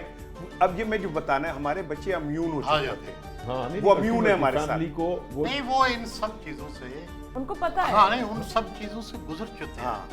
ना चाहते हुए भी मैं वही कह रहा हूँ ना कि जो प्रेशर हम पे आता है, वो ठीक है, फैमिली से ये तो अभी- वो जाहिर है कि किसी से तो आप बाहर तो नहीं करते ना, बिल्कुल। तो घर के अंदर तो you have to share Naushad sahab, कि इसके भाई अलावा मुझे तो ये थ्रेट है। बिल्कुल है। और इतना जितना अब ये लोग बात आजकल करते हैं ना सोशल मीडिया पे उधर के, अब बहुत थ्रेट है, अब बहुत नहीं, शुरू से रहे। हमेशा मैं से ही है। समझे होते हैं कि हम तो अपने घर में पीटीसीएल होता था, हाँ। तो उस पे थ्रेट आते थे, फिर खत आते थे। तो ये तो शुरू से ऐसा ही माहौल है, और वो- पहले लोगों को पता नहीं चलता था। अच्छा, मैं एक और आपको बात बताऊं, क्योंकि वो हम जो सारे प्रोफेशनल रिपोर्ट वो हैं। अच्छा, मेरा प्रोफेशन, क्योंकि मैं बेसिकली न्यूज़ रूम का आदमी हूँ। न्यूज़ रूम शुरू होता है शाम से रात गए तक, ठीक है ना। तो हब होता है हमारा। हाँ हब।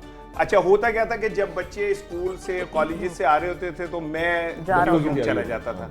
जब मैं आता था तो वो सो रहे होते थे। जब वो कॉलेज यूनिवर्सिटी या स्कूल जाते थे तो मैं सो रहा था। तो हमारा सर्कल ऐसा हो जाता था कि हमारे मुलाकात ही एक बहुत बड़ा वो हो जाता है, सोशलाइजेशन तो टोटली बात खत्म हो जाती ये थी। जिस लड़ाई की बात कर रही है, ये इसी बात पे हुई थी हाँ। कि मेरी तो और आपकी तो मुलाकात ही नहीं होती, शादी तो हो गई है लेकिन अच्छा। मुलाकात नहीं होती, जिसमें ये बहस शुरू लेकिन हुई। फिर मैंने कॉम्प्रोमाइज कर लिया, मैं कहा अच्छा मुलाकात ना होना भी ठीक हाँ, है। नहीं, आपने बहुत अच्छा फैसला किया। आप जब कुछ नहीं, वक्त वैसे भी जो है ना, मियां बीवी की कुछ अरसे के बाद मुलाकात ज्यादा नहीं मुलाकातें कम होनी चाहिए। नहीं, वो जब ज्यादा आपने टाइम स्पेंड किया तो फिर इन्होंने सोचा कहा कि कि नहीं, ये बेहतर है कि ये वहीं रहे, ऑफिस ही रहा करें तो बेहतर है, ठीक है ना। मेरी शादी हुई तो तीसरे दिन ज़िया साहब का फोन आ गया, वलीमे के अगले दिन मुझे कहते काका पहला पुत्र होएगा तो स्कूल दफ्तर आएगा। मैंने कहा क्या मतलब कि मैं हो गया तेरा ब्याह, तुम दफ्तर आ जा। तीसरे दिन हम दफ्तर चले गए, काम काम काम। एक दिन ना मैं शाम को जल्दी आ गया तो अभी मैं अंदर घुसा तो मेरा बेटा कहता मारा है रिजाइन। उन्हें पता है कि या इन्हें कढ़नगे या नौकरी छड्डेगा तो शाम को आएगा।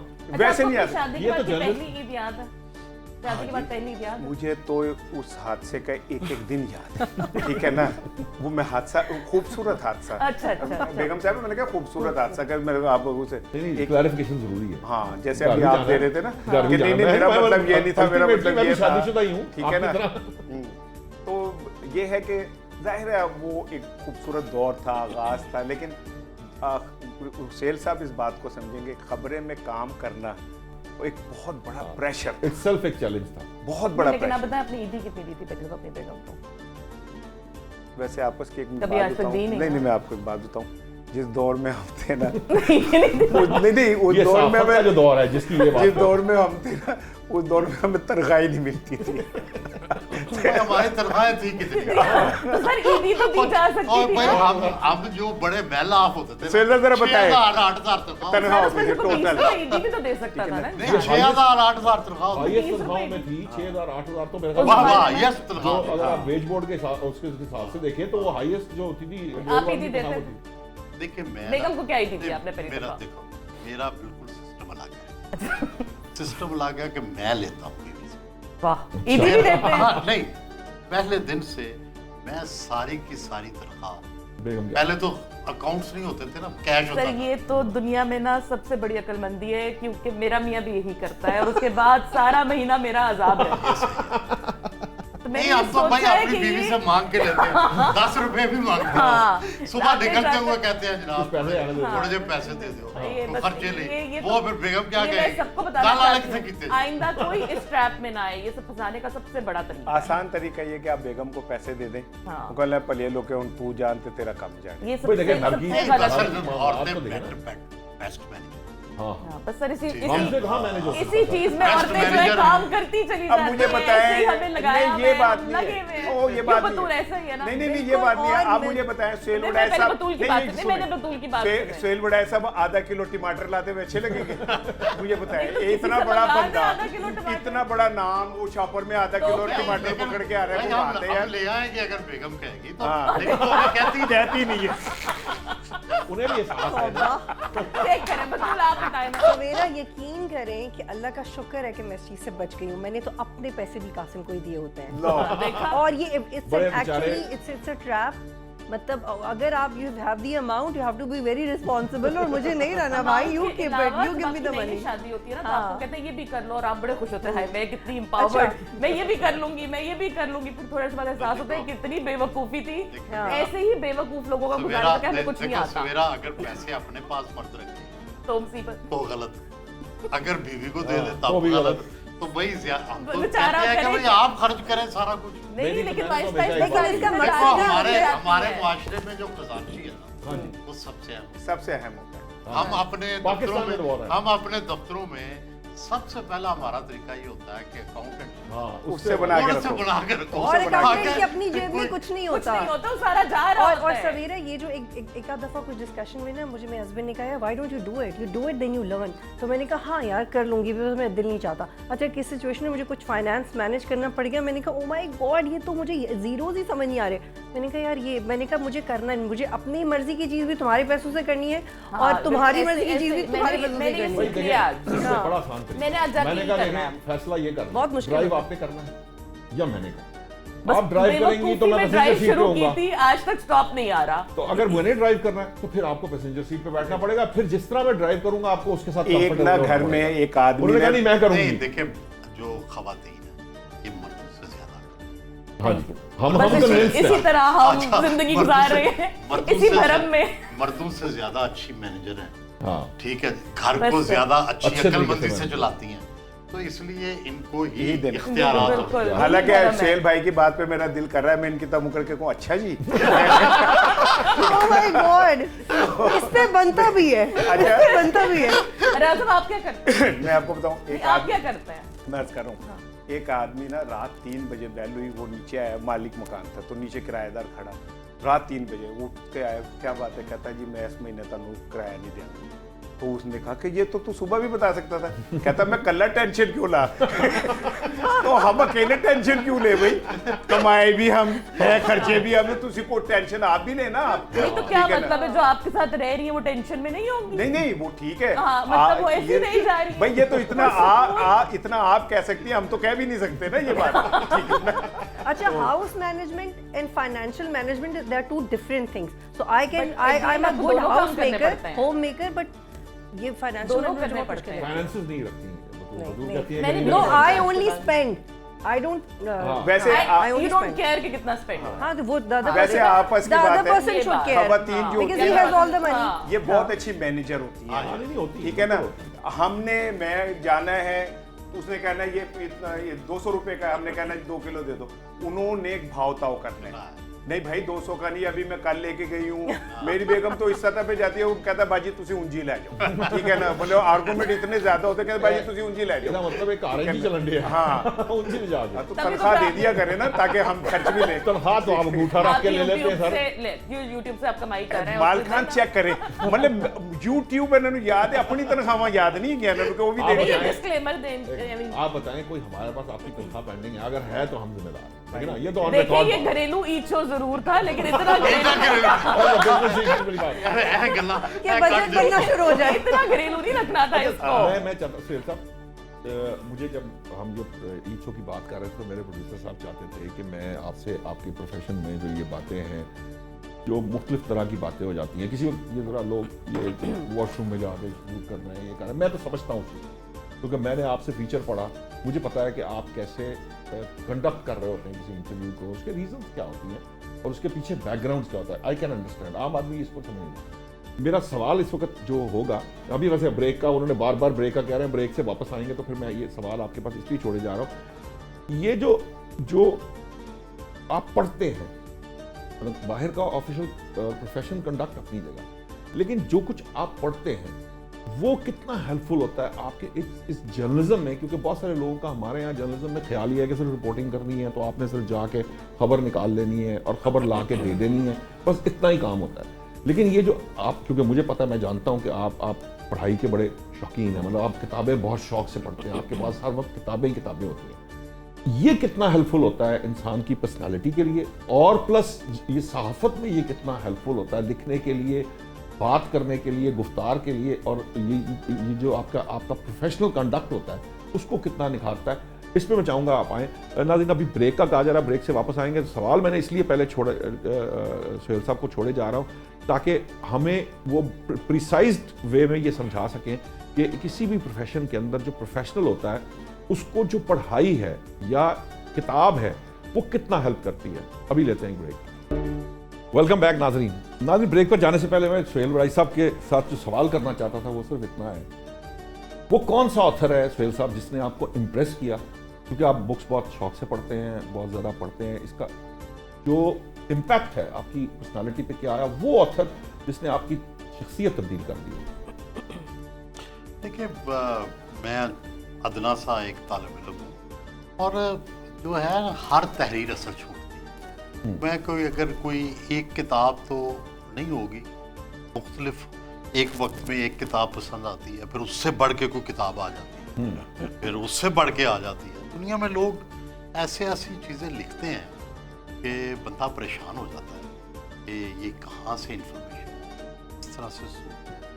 जहाँ तक आप बात करें ना कि सहाफ़त, देखिए वैसे तो कुछ पढ़ने की ज़रूरत नहीं है सहाफ़त। सवाल करे उल्टे सीधे जवाब आपने ले। राना साहब को देखा है? अच्छा, उल्टे सीधे सवाल करें, उल्टे सीधे जवाब लें, 2-3 तल्ख बातें करें, 2-3 सख्त बातें करें, और लाखों प्रोग्राम हो रुपए गया। कमाए। लेकिन देखो, गुजारिश है जब आप बात करें, असल बात है कि कितनी बात करनी है, कितनी नहीं करनी, और उसके अंदर कितनी इंफॉर्मेशन देनी है, ये सब कुछ आपको सिखाता है आपका पस मंज़र। आपने क्या पढ़ा है, आपने क्या सीखा है, आपके पास क्या इंफॉर्मेशन है। फ़र्ज़ करें अब हम हर रोज़ ईरान पे बात कर रहे हैं, ठीक है, हर रोज़ हम गज़ा पे बात कर रहे हैं। बड़े अफसोस की बात है कि बहुत ही कम लोग होंगे जिन्होंने ईरान की हिस्ट्री पढ़ी होगी, जिन्होंने गज़ा के बारे में एक्चुअली जानते होंगे। अगर मैंने पाकिस्तानी जर्नलिज्म को मैं बिल्कुल अमेरिका के मुकाबले का समझता हूँ, सिर्फ एक कमी है, वहाँ पे हर रिपोर्टर जो है उसके टेबल के सामने 10 लेटेस्ट किताबें पढ़ी होंगी और यहाँ नहीं होती। ये फर्क है, ये फर्क है कि वहाँ ये हो ही नहीं सकता कि आप फर्ज करें वहाँ व्हाइट हाउस को एक बंदा रिपोर्ट कर रहा है तो उसको व्हाइट हाउस की सारी हिस्ट्री, क्या क्या प्रेसिडेंट्स ने किया है, क्या क्या लिखा है, वो याद होगी। अपने शोबे के बारे में, मसलन मैं थोड़ा बहुत पॉलिटिक्स के बारे में अगर मैं ना जानूं तो मुझे कोई हक नहीं है पॉलिटिक्स पे बात करने का। तो आपकी तो खासियत ये भी कि जब इलेक्शन ट्रांसमिशन में आप बैठे हुए थे तो आप जितने कैंडिडेट उस इलाके के होते थे कॉन्स्टिट्यूंसी के, आपको उन सबकी हिस्ट्री और उनकी चीजें आपकी फिंगर टिप्स पे थी, जो आपके तज्जिए को मैं ये बहुत समझता मुख्तलिफ हूं बनाते कि हैं। हर तालिब इल्म को ये जानना चाहिए। जब आप इलेक्शन की नशरियात में बैठे हैं तो ये तो बुनियादी जरूरत है ना कि आप बारे में पता हो। उनके बारे में हम तो उस तो उनके खानदान की हिस्ट्री भी 6 महीने से हम उस प्रोसेस से गुजरते हैं, एक एक कैंडिडेट को हम जो है स्टडी करते हैं, तो वो मौका होता है। तो मैं तो समझता हूँ कि देखिए जो भी हम बात करें, असल तो बात है कि उसके पस मंजर से आगाही हो और फिर उसका पूरा पेश मंजर पेश करें। और ये जो हमारे यहाँ जर्नलिज्म है, इसीलिए दुनिया के आप देखें कि जो अमेरिका और बरतानिया और ये सेम स्टाइल है, हमारा भी उनका भी, सवालों का भी, हार्ड टाक यहाँ भी है, हार्ड टाक वहाँ भी है, वहाँ भी तलखियाँ होती हैं, वहाँ भी झगड़े होते हैं। सिर्फ ये है कि उनकी गुफ्तगू के अंदर डेप्थ ज़्यादा है। हमारी गुफ्तगू अभी सबकी इंक्लूडिंग मैं, हाँ, हमारी सबकी गुफ्तगू बड़ी हल्की है। साहब हमारा जो मीडिया है, अगर आप ये रिसेंट जो एक वॉर हुई थी इंडिया और पाकिस्तान की, इसमें हमने बहरहाल एक मार्क बनाया था और ये दुनिया भर में, मुझे नहीं पता कि दुनिया इसको कैसे देखती है, लेकिन हमारे यहाँ ज़रूर कहा गया कि जो पाकिस्तानी मीडिया का स्टैंडर्ड है वो इंडियन मीडिया से बहुत बेहतर है। आपका क्या वो वहाँ पे लोग पढ़ते नहीं हैं या अगर इन टर्म्स ऑफ रिपोर्टिंग हम कहते हैं नहीं, उसको। तो देखो गुजारिश ये है कि अगर तो नफरत और लड़ाई और एक दूसरे के मुकाबला है तो उसमें तो हम हो सकता है जीत गए हों, लेकिन इंडियन मीडिया में कितनी की गहराई है जिससे आप मुकाबला कर रहे हैं, वहाँ वो भी नहीं, बहुत हल्का है। हल्का है। वहाँ भी इसी तरह की हमारे यहाँ है, तो मिजाजन इस तरह हाँ, की। कोई मेरा ख्याल है कोई उनसे कोई अगर हम जीत गए हैं तो उसकी वजह ये थी कि वो बहुत ही मतलब कहते हैं झूठ उनका बोल लेवल रहे थे। ज्यादा लो था। वो इतने झूठ बोल रहे थे कि उसके मुकाबले में हमारा थोड़ा सा जो सच है वो भी मुअस्सर था। तो उसका मेरा ये ख्याल है कि उससे कंपेयर ना ही करें। तो नहीं कंपेयर नहीं, मैं वैसे एक बात कर रहा हूँ कि थोड़ा सा मकसद नहीं, वो यही था सिर्फ कि यही वहाँ भी वो सिर्फ लोग ये चले फर्क था कि उन्होंने देखो ना ये बोला कराची पे कब्जा हो गया, लाहौर में ये हो गया, उनको ना पता जोग्राफिए का, ना उनको पता कि क्या, तो इस तरह की हमाकतें करने के बाद फिर उनकी क्या क्रेडिबिलिटी लेनी थी।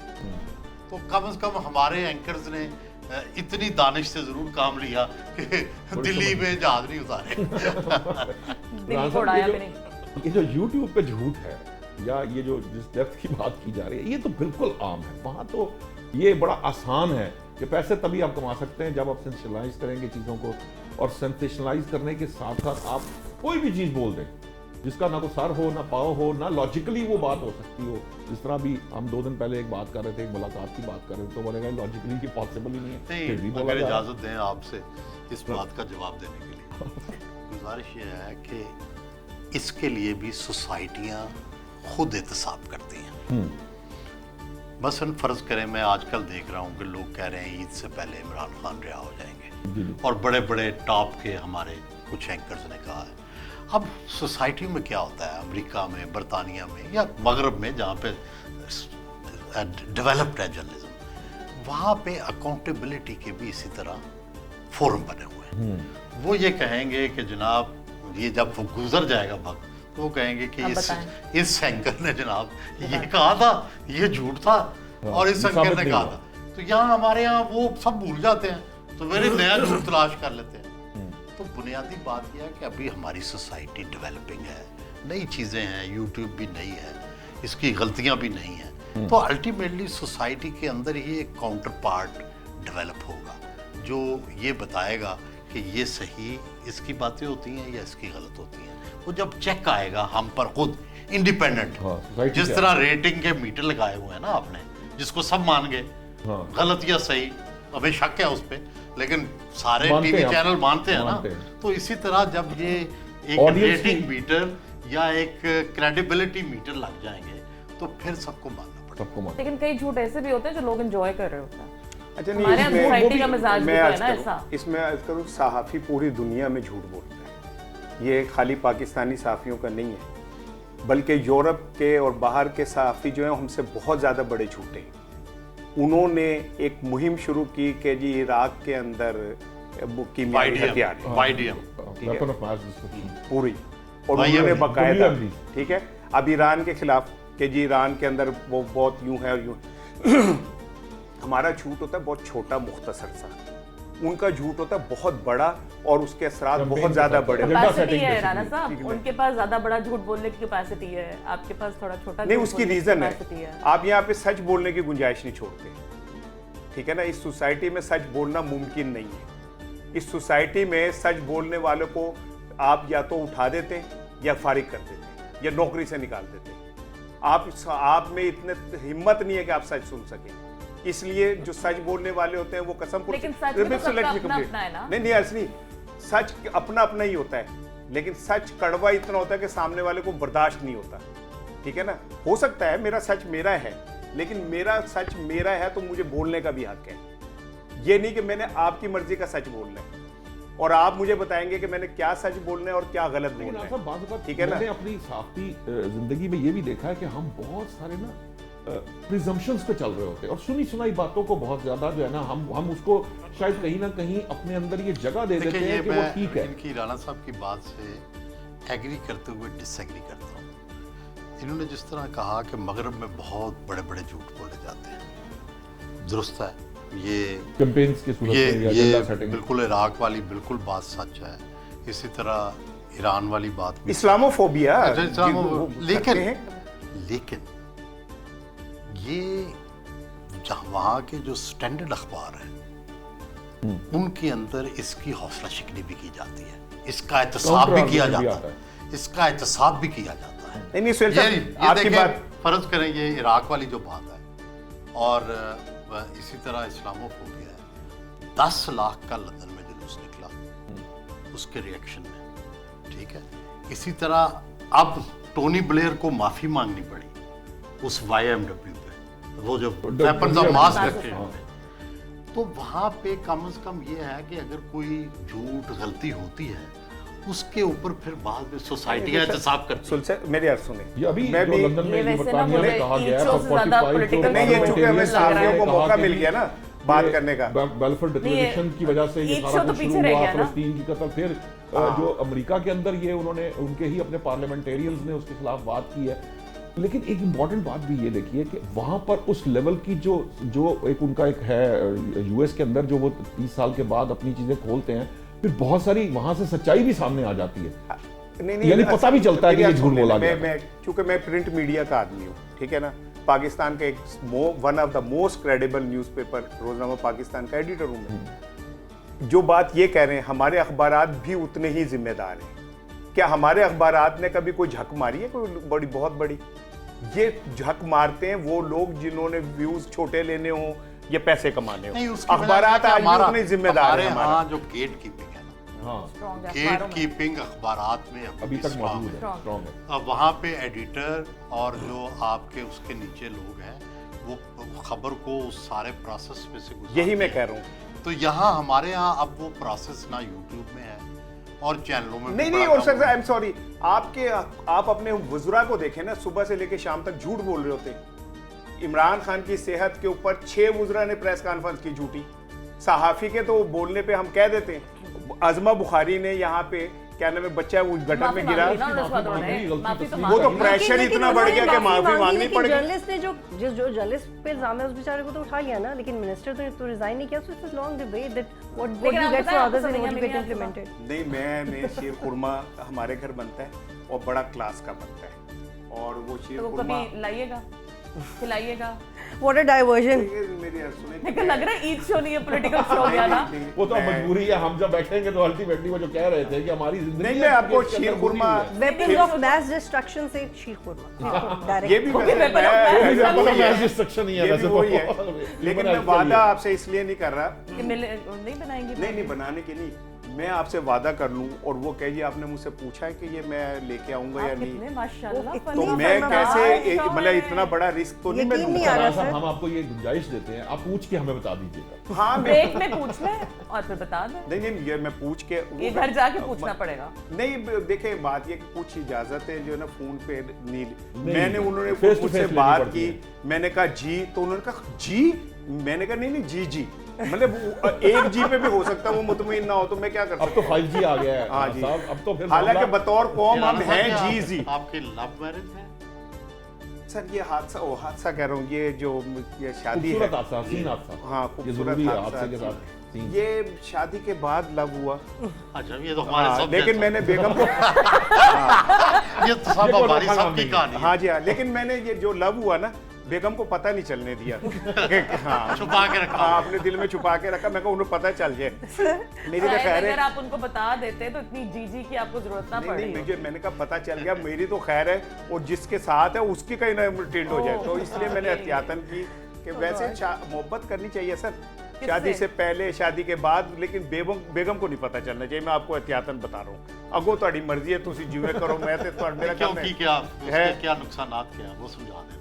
ये देखें, ये जो मेरे बाल कम नजर आ रहे हैं आपको, आप समझ रहे हैं कि ये हालात की वजह से कम हुए? प्यार मोहब्बत की वजह से इसकी वजह क्या है? मैं हमेशा कोशिश करता हूँ बेगम मेरी ना ऊंची एड़ी वाला सैंडल ना ले। आप नहीं लेके देते। नहीं लेके देता, मेरी कोशिश होती है कि वो सॉफ्ट सी हो और नरम सी हो, प्लास्टिक की ना हो, नरम हो ना। नरम हो, हाँ फोमी टाइप। काम नहीं तो मुड़ के करदा फिर टकोर दे फायदा की, ठीक है ना। तो बेहतर ये है कि बंदा हाथों ले ये रखे। राणा साहब के बिल्कुल हालात ठीक है। ये जरा नहीं पता वैसे है। रवायती हमारे अगला प्रोग्राम- शौहरों की जो आदत होती है, हाँ, ये वो उसके बिल्कुल ऐसा ही है। नहीं वैसे मैं ही मान रही, हमारे खानदान में एक तंजीम है अंजुमन गुलामान बेगमात, अच्छा, आप उसके मैं सदर हैं। उसका चेयरमैन सदर? हूँ, नहीं चेयरमैन हूँ, बहुत अच्छी बात। मैं उसका चेयरमैन हूँ और बाकायदा सबसे membership- कामयाब हिकमत अमली यही है। भाई देखे मैं अंदरून का रहने वाला हूँ। मैंने एक आर्ट सीखा कि उत्थे दा जेड़ा सब तो बड़ा पहलवान होए ना, उन्होंने रोज को पहलवान जी की हाल है जनाब, सोने लगन दे हो, को रोटी शोटी को भाई घर का पहलवान बीवी है, ठीक है ना, उसको आप रोज सलाम करें, उधर बना के रखो ना। जी। आपने उसी घर में रहना है भाई, तो आप अगर उससे बना के नहीं रखेंगे तो फिर आप तो आपका तो क्योंकि आपके मियाँ भी इसी स्ट्रेटेजी पे अमल कर रहे हैं बतूल साहिबा। हाँ मुझे ये कह सकती हूँ कि एक दफ़ा डिस्कशन में उन्होंने कहा कि you are interior minister of my house. तो जो इंटीरियर मिनिस्ट्री होती है वो किसी भी बड़ी मुल्क powerful की ministry पॉलिटिक्स है। में बहुत पावरफुल होती है। तो और मुझे लगता है कि वो but he still prime minister. हाँ मतलब अच्छा मैं आपकी बात अभी मैं आपको ना अपनी बेगम का नंबर डायल करूंगा तो ऊपर आएगा एस्टेब्लिशमेंट, ठीक है। मैंने उसका नाम एस्टेब्लिशमेंट जो असल हुक्मरान है, ठीक है ना। मैंने कहा मैं तो बच्चों के सामने डेमोक्रेटिक वजीर आजम हूँ, घर मेरी बेगम ने चलाना, एस्टेब्लिशमेंट ने चलाना है भाई। establishment ठीक है के ना? बगैर तो कितनी system नहीं डेमोक्रेसी चल है आपके सकता। घर में। माशाल्लाह माशाल्लाह, देखे ना हर दफा नहीं, वहाँ एस्टेब्लिशमेंट और डेमोक्रेसी मिलके चलते हैं। मिलके चलते हैं। हाँ। अच्छा वैसे जैसे हाइब्रिड है।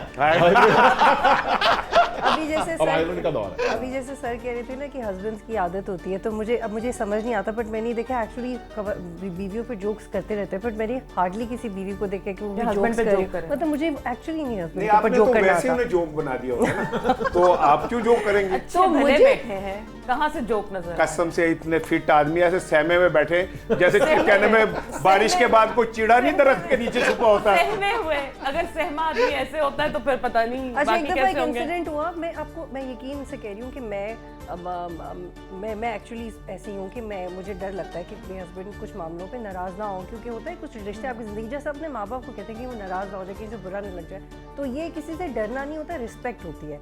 अब रिस्पेक्ट को कुछ लोग अगर समझ लें कि आप डोमिनेटिंग है, इंटिमिडेटिंग है, तो वो आपको पर्सपेक्टिव है, बट मुझे लगता है कि इस रिश्ते में respect is the only comfort that we can enjoy on. तो एक दफ़ा हम एक जगह पे थे, तो कासिम कहीं से ट्रैवल करके आए, तो मैंने उनको इशारे से कहा कि चाय पी लो, तो उन्होंने मुझे कहा कि नहीं मुझे नहीं पीना। तो किसी ने हमारा कॉन्वर्सेशन नोट किया ना, तो जब अच्छा उसने नहीं वो नहीं पी रहा था चाय, लेकिन उसने मेरे कहने पे पी ली। अच्छा मुझे किसी ने कहा यार तुम्हारा हस्बैंड तो मुझसे बहुत डरता है, उसने बाहर कहने पे चाय पी ली। मैंने कहा यार एक बंदा थका हुआ है, मैं उसे कह रही हूँ यू नीड इट। तो मुझे लगता है कि it's just that you respect each other. Respect तो इतनी अजीब सी बात हो जाती है कि मैंने शादी के बाद अपना नाम नहीं बदला, मुझे कोई ऐसी ख्वाहिश कभी हुई क्योंकि नहीं। डॉक्यूमेंट्स चेंज करने पड़ते हैं डॉक्यूमेंट्स ना। के अलावा भी मतलब मेरी अपने तो जॉब भी करती थी, काम कर रही थी, जब मेरी शादी हुई तब भी, और मुझे अपना नाम पसंद है, मैं कभी बदलना नहीं चाहती थी। तो मुझे नौशाद के एक दोस्त एक दफ़ा मिल गया, उन्होंने कहा कि आप सवेरा शामी क्यों है अब तक? मैंने कहा क्या होना चाहिए? उनका सवेरा नौशाद। मैंने कहा क्यों? मेरे अब्बू बदल गए शादी के और बाद। रिलीजन में ऐसा मेरे कुछ अब्बू नहीं तो है। अच्छा, वही है, वैसे और शरई religious- तौर पे आप बाप का नाम ही लगाएंगी। हाँ, आप शरई अपने तौर पे। कल्चरल प्रेशर ज्यादा है। तो उन्होंने मुझे कहा कि मुझे समझ नहीं आती आप कि ये अपने क्या शौहर बात की है। इज्जत नहीं करती अगर आप उनका। मैं कहा बेशक मैं नाम लगा के दिल में गालियां दूं सुबह दोपहर शाम, तो मैं इज्जत साबित अच्छा, नहीं वैसे करती। देखिए, देखिए मेरी बड़ा वाइफ मसला जॉब है। नहीं करती, हाँ, ठीक है, लेकिन उसने वही नाम रखा है। अपना हमारे नाम मेरे तो बदला। खानदान में अब्बू की तरफ तो रिवाज ही नहीं है ना, मेरी अम्मी ने अच्छा, बदला, आपा ना एक मेरी बात और भाभियों ने बताओ। बदला, ना मुझे मैंने ये समझ नहीं बदला। आती ये क्या मयार अच्छा है? नहीं, मैं एक और बात जज बताऊं। करने के लिए भी आप हमारे अपनी यार्डस्टिक बीवी क्या को है? अगर कनीज बनाएंगे ना, आप कनीज के शौहर हैं। मलका बनाएंगे तो आप बादशाह हैं, ठीक है ना? ये बड़ी बीवी ये को बड़ी आप बात मलका वाह, बनाएं, क्या बात। और मैं हैं, ये ये देखिए अपने आप को आप- बादशाह फील करें। बादशाह फील करें, मर्दों के लिए ये हासिल है, ठीक है ना? हासिल गुफ्तगू है। और अल्लाह ताला ने बेगम साहिबा देख ले, ये जो- खुदा की कसम देखा, देगा, आपको खुदा की मलका कसम, मैंने कैसी अच्छी बात कर दी अंजुमन है। गुलामा ने आपकी क्या बात- बताया? अंजुमन गुलामान बेगमार, उसका उसके बादशाह चेयरमैन, हाँ चेयरमैन हूं मैं उसका मैं। तो बादशाह भी हाँ, है ना। और मैं मेंबरशिप ऐसे नहीं देता, अल्लाह माफ करे। प्रूफ करना पड़ता है। हाँ, मैंने कहा भाई एक बच्चा आया, आपका नई नई वीडियो शादी, इस्तेमाल करते हैं? बाकायदा वो शादी में आया, उसने कहा जी मैंने मेंबरशिप लेनी है। मैंने कहा नहीं, शादी में मैंने देखना है कि तूने अपनी बेगम के जूतियां उठाई हैं कि नहीं उठाई हैं, और तूने अगर ऐसे उसने लोग कहाँ मिलते हैं? ऐसा ऐ कुछ ताड़े नहीं सामने होता। बैठा है, लो, बस मैं कर दे। दसो। ये भाभी को और बुलाना इसकी पड़ेगा जरूरत भी दफा। नहीं होती, मतलब हाँ। क्यों आपको आपके जूते, आपने हाँ, जूते क्यों खुद उठा लिया। एम ही काम और पर। और वो आप- इतने महंगे होते हैं कि मेरा दिल नहीं करता कि तो ज़मीन मस्जिद पे थोड़ी रखूं। जा रही है बेगम के वो जूते जो है कुछ चोरी अच्छा हो ये जो जाएंगे। आप जिस बात पे आप मजाक कर रहे हैं ना, बट ये एक्चुअली सीरियस बात है, मतलब ये सही बात है जो आप कह रहे हैं। अहादीस में भी आता है कि अल्लाह ताला ने औरत की जो बनावट है और जो हमें बनाया है, वो हमारी नेचर में ऐसा है कि वी मल्टीप्लाई थिंग्स। मतलब उसका मफहूम मैं आपको बता रही हूँ कि अगर आपका हस्बैंड फॉर एग्जांपल आपको रिस्पेक्ट देगा, तो आप अपने हस्बैंड को उससे बहुत ज़्यादा दे दोगे शायद जितना उसको नहीं चाहेगा। और जो अब चूंकि मैं तो अपने रोल की बात कर रही हूँ, तो मैंने एक्चुअली एक्सपीरियंस किया है कि आप जितनी इज्जत दे देते हो, आपकी ज़रूरत से ज़्यादा वो आपकी तरफ आ जाती है। नहीं वैसे भी देखें, जो आपकी अहलिया है ना, वो आपकी एक असल शनाख्त है। आप उसे जितना Reflection है एतमाद आपका। एक देंगे, दूसरे का लिबास है। हाँ, और जितना आप उसे एतमाद देंगे, जितना उसको आपके आप घर में वो सुकून करेंगे, नहीं आपकी अपनी जिंदगी बहुत आसान Understanding है ना है, आपकी, ठीक है ना? आपकी अगर आप उसको individual respect है। उसका कॉम्प्लेक्स में रखेंगे, उसको आप वो करेंगे, तो उससे आपकी जिंदगी खराब हो रही है। तो आज के बाद आपकी जिंदगी अब आसान होगी। नहीं मेरी पहले से जिंदगी अल्लाह का शुक्र है, मेरा बस चले तो मैं तो जो नोट है ना, उसके ऊपर भी ये कोल लिख के लगवा दूं जिसकी जिंदगी मैंने सोचा अपनी बेगम की तस्वीर लगवा दूं। मैं जो भी- जो मुझे भी लग रहा मुझे था। भी लगा। मैं कि जो बेगम का गुलाम नहीं वो हम में से नहीं, मैं साफ बात है भाई। मैंने तो ये मेरा कॉल है, मेरी बेगम के पैर के नीचे जन्नत है, अस्तगफुर। चाहे मेरे आपके बच्चों के की लिए। है। हाँ, हाँ, आपके हद हो बच्चों गई के भाई, लिए है। मेरे बच्चों की है तो सही ना। हाँ, है। वैसे तो आप घर जाएं तो कई दफा उसके पैर के नीचे जूती भी नहीं होती, लेकिन ये कि वैसे तो जन्नत है ना, तो जिसके पैर के नीचे अल्लाह ने जन्नत रखी है यार, वो किसी शक्ल में भी है, वो बेटी है, माँ है, बहन है, वो काबिल इज्जत और काबिल एहतराम बिल्कुल, है, बिल्कुल। ठीक है ना? मैं ये समझता हूँ आपका हर रिश्ता आपकी इज्जत के साथ चलता है। म्यूचुअल रिस्पेक्ट औरत का है। हर रूप खूबसूरत है, और बोला औरत का ताला- हर रूप जो अल्लाह है ताला ने- वो मोहब्बत और अब ना ताजीम के राना काबिल साहब है। इतनी तकरीर करने के बाद उन्होंने पिछली गुफ्तगू की है ना, उसको नलिफाई करने की कोशिश कर वो रहे हैं भी क्योंकि अब भाभी उनके भी घर भूल जाने का जाएंगी। वक्त करीब आ रहा है। बंदा की कसम, तो उन्होंने प्रोग्राम कहा खत्म कि- होने जा रहा है। मुझे हाँ, नहीं, अभी उन्होंने तो कहा मुझे कि ब्रेक का मैंने कहा जा बातें रहा कर दी है। हैं। मैं डॉक्टर साहिबा वो ब्रेक का कह रहे हैं कि मैं ब्रेक ले लूं, ब्रेक से जब वापस आएंगे मैं चाहूंगा ये फिर मैं इसलिए पहले छोड़े जा रहा हूं, अब ईद से मुताल्लिक दिलचस्प कुछ जो सवाल। वाकया है आपकी जिंदगी का ईद के हवाले से, वो मैं चाहूंगा कि मेरे सारे पार्टिसिपेंट्स जो हैं वो अपने हमारे व्यूअर्स के साथ शेयर करें, और वो वाकया शेयर करें जो उन्होंने पहले कभी टीवी पे या अदरवाइज किसी को बताया या सुनाया ना हो, ताकि लोग उससे महसूस हो सकें, वो अपनी ईद को उसके साथ एसोसिएट कर सकें। अभी लेते हैं। वेलकम बैक नाज़रीन, ब्रेक पे जाने से पहले मेरी ख्वाहिश भी है और मेरी कोशिश भी है कि मेरे जितने पार्टिसिपेंट्स हैं, गेस्ट हैं, मैं चाहूँगा कि वो अपनी ज़िंदगी का वो वाकया जो उन्होंने पहले कभी ना सुनाया हो, ईद के हवाले से वो जरूर सुनाएं। फिर साहब ये आपसे इब्तिदा करते हैं। ये ऐसा मुझे वाकया बड़ी अच्छी तरह याद है ये वाकया कि ईदी मेरी दादी दे रही थी, और उन्होंने मुझे उस ज़माने में 5 रुपए का नोट निकाल के मुझे कहा कि ये रुपये थी। मैंने कहा ये मैंने नहीं लेनी, ये कम है, ठीक है। तो उन्होंने कहा भाई जाओ। अच्छा, तो वो फिर सारा दिन इंतजार ही करता रहा। फिर वो मुझे 5 रुपए नहीं मिले। उसके बाद मुझे जिंदगी में हमेशा के लिए अकल आ गई कि जो मिल रहा है वो संभाल के वो ले लो, फिर और डिमांड करो। तो ये बच्चों के लिए, ये आज के बच्चों के लिए भी नसीहत है कि जो मिल रहा है पहले उसको ले लें, लेने के बाद अगली जिद शुरू करेंगे हमें ज्यादा। और तो उन्होंने वो फिर मुझे आपको जिद का दी भी नहीं, है? उन्होंने दी नहीं। ना वो उस जिद का उन्होंने सजा ये दी कि नहीं थी। और फिर सच्ची बात है कि उसके बाद मैंने कभी जिद भी नहीं की। लेकिन देखिए कितना बड़ा लेसन सुहेल साहब, जिंदगी का कितना बड़ा लेसन जो है वो भी इंसान को मिल जाता है इस तरह से। आपका तो हर ईद एक किस्सा ही होगी। मैं देखें, वैसे तो मेरा घर था ऐसा किस्सा जो आपने पहले किसी को ना बताया हो। हाँ, वैसे किसी ने पहले पूछा भी नहीं ना, तो मैं पहली दफा ही बताने लगा, क्योंकि पूछा ही पहली दफा किसी ने। हमारा घर था सुहेल साहब, मीनारे पाकिस्तान के सब कच्चा रावी रोड, बाग मुंशीला था। तो हम सुबह मेरे वालिद साहब, हम वो एक चादरें 2-3 लेके और वहाँ से बादशाही मस्जिद नमाज पढ़ने जाते थे। वो एक ट्रेडिशन था। आप जब, अब तो मुझे नहीं पता, लेकिन तब वहाँ से कुछ लोग आ रहे हैं, वहाँ से कुछ लोग आ रहे हैं, सब ने, किसी ने जानमाज पकड़ी है, किसी ने चादर पकड़ रखी है, और बच्चों ने अपने वालिद की उंगलियां पकड़ रखी हैं। वहाँ जाके फिर वो चादर बिछानी और वो चादर बिछा के उसके ऊपर बैठना, वो फीलिंग्स जो है ना, वो मैं शायद लफ्जों में आपसे शेयर ना कर सकूं कि वो कितनी खूबसूरत फीलिंग्स थी। बाप के साथ जाना, बाप की उंगली पकड़ के वो सड़क क्रॉस करना, वापसी के अंदर बाप ने कहीं रुक के, मेरे वालिद मोहतरम ने, वो कायदे आज़म के ज़ाती मुलाजिम थे, बड़े रख रखाव वाले आदमी थे, अल्लाह करी के रहमत करे। रास्ते में उन्होंने कहना भाई कुछ कचौरियाँ भी खरीदनी है, कचौरियाँ लेनी है, कुछ और ऐसे लेना। वो ऐसी खूबसूरत याद है कि वो शायद अब हम कुछ भी कर लें, वो जाहिर है वापस तो नहीं आ सकती हो यार। लेकिन वो किस्सा बताएं जो आप छुपा रहे हैं, जो आप बताना नहीं चाह रहे। आपने हमें कचौरियां बुलाने की लेके बड़ी भाग कोशिश जाते की है। मैं ये ठीक केड़ा बात के है। ईद ते उत्ते किसी दी जेब कटदा फड़िया गया जेड़ा मैं लुका रहे हैं को मैंने किसी के पुगाने को राना सिगरेट साहब, लगा दी, क्या आपको किया? कभी कुछ आपका लेके प्रोफे- भागे हो, कोई कचौरी उठा के आपका आप निकल गए हो। प्रोफेशनलिज्म और आर्ट यही है कि आप जेब काट भी ले तो जो है वो आप पकड़े नहीं जाते। देखें, हम वो लोग हैं जो आंखों से ख्वाब चोरी कर लेते हैं और पता नहीं देख चलता। रहे हैं, हमें तो पता है, हम तो ठीक है जानते ना? हैं क्योंकि आप और आपको देती हैं। हम वही लोग हैं जो आंखों में ऐसे ख्वाब भी दे देते हैं जिससे इंसान जो है ना सारी जिंदगी उसके पीछे भाग। हम लफ्जों के जादूगर हैं। सुहेल साहब से मैंने हम ये यूट्यूबर सीखा हैं। है, ठीक है ना? अच्छा, इससे एक चीज और मैं आपको बताऊं, यूट्यूबर्स की भी मैं बता दूं। हाँ, देखें, जब ट्रेडिशनल मीडिया सच बोलना छोड़ देता है ना, तो लोग फिर मुख्तलिफ मीडियम पे जाते हैं। मिसाल के तौर पे इस्लामाबाद में जब अभी राना साहब अब ईद फिर पॉलिटिकल कर रहे हैं। नहीं, मैं वैसे एक बात मैं आपको राना बता साहब दूं। इसको जरा मुख्तसर कर, जब पाबंदियां लगती हैं ना, हाँ, जब ट्रेडिशनल मीडिया को आप रूम रोकते कम हैं ना, तो फिर बेवहता और जो किसी के कंट्रोल में नहीं है, हाँ, फिर वो बात वो मिल जाता है। छुपे में मार हो जाता है। इसकी बजाय देखो, हमारा जो ट्रेडिशनल मीडिया है ना, उसके अंदर प्रॉपर गेट कीपिंग है। हाँ, बिल्कुल। यानी कोई ऐसी चीज जा ही नहीं सकती। कोई गलती हो जाए वो तो और बात है, खैर बिल्कुल। इंसानों से हो जाती हो है, जाती है। लेकिन अदरवाइज वो पूरा प्रोसेस देखे ना, हमारे पास कोई खबर आती है ना, हाँ। मेरे पास आती है खबर, रिपोर्टर्स, मैं सबसे पहले पूछता हूँ कि भाई दूसरी पार्टी का वर्शन इसमें है कि नहीं, उनका मौकफ है कि नहीं, फिर मौकफ बैलेंस है कि नहीं है, आप जो खबर दे रहे हैं उसके आपके पास सबूत है कि नहीं है, फिर खबर पब्लिश होगी। हम अपनी जिम्मेदारी पूरी कर रहे हैं, लेकिन इसके बावजूद जो ऊपर से एडवाइस आती है और अखबारात की शक्ल बिगड़ जाती है। चले अब आगे बात करें, छोटे साढ़े इश्तेहार भी है, ठीक है ना?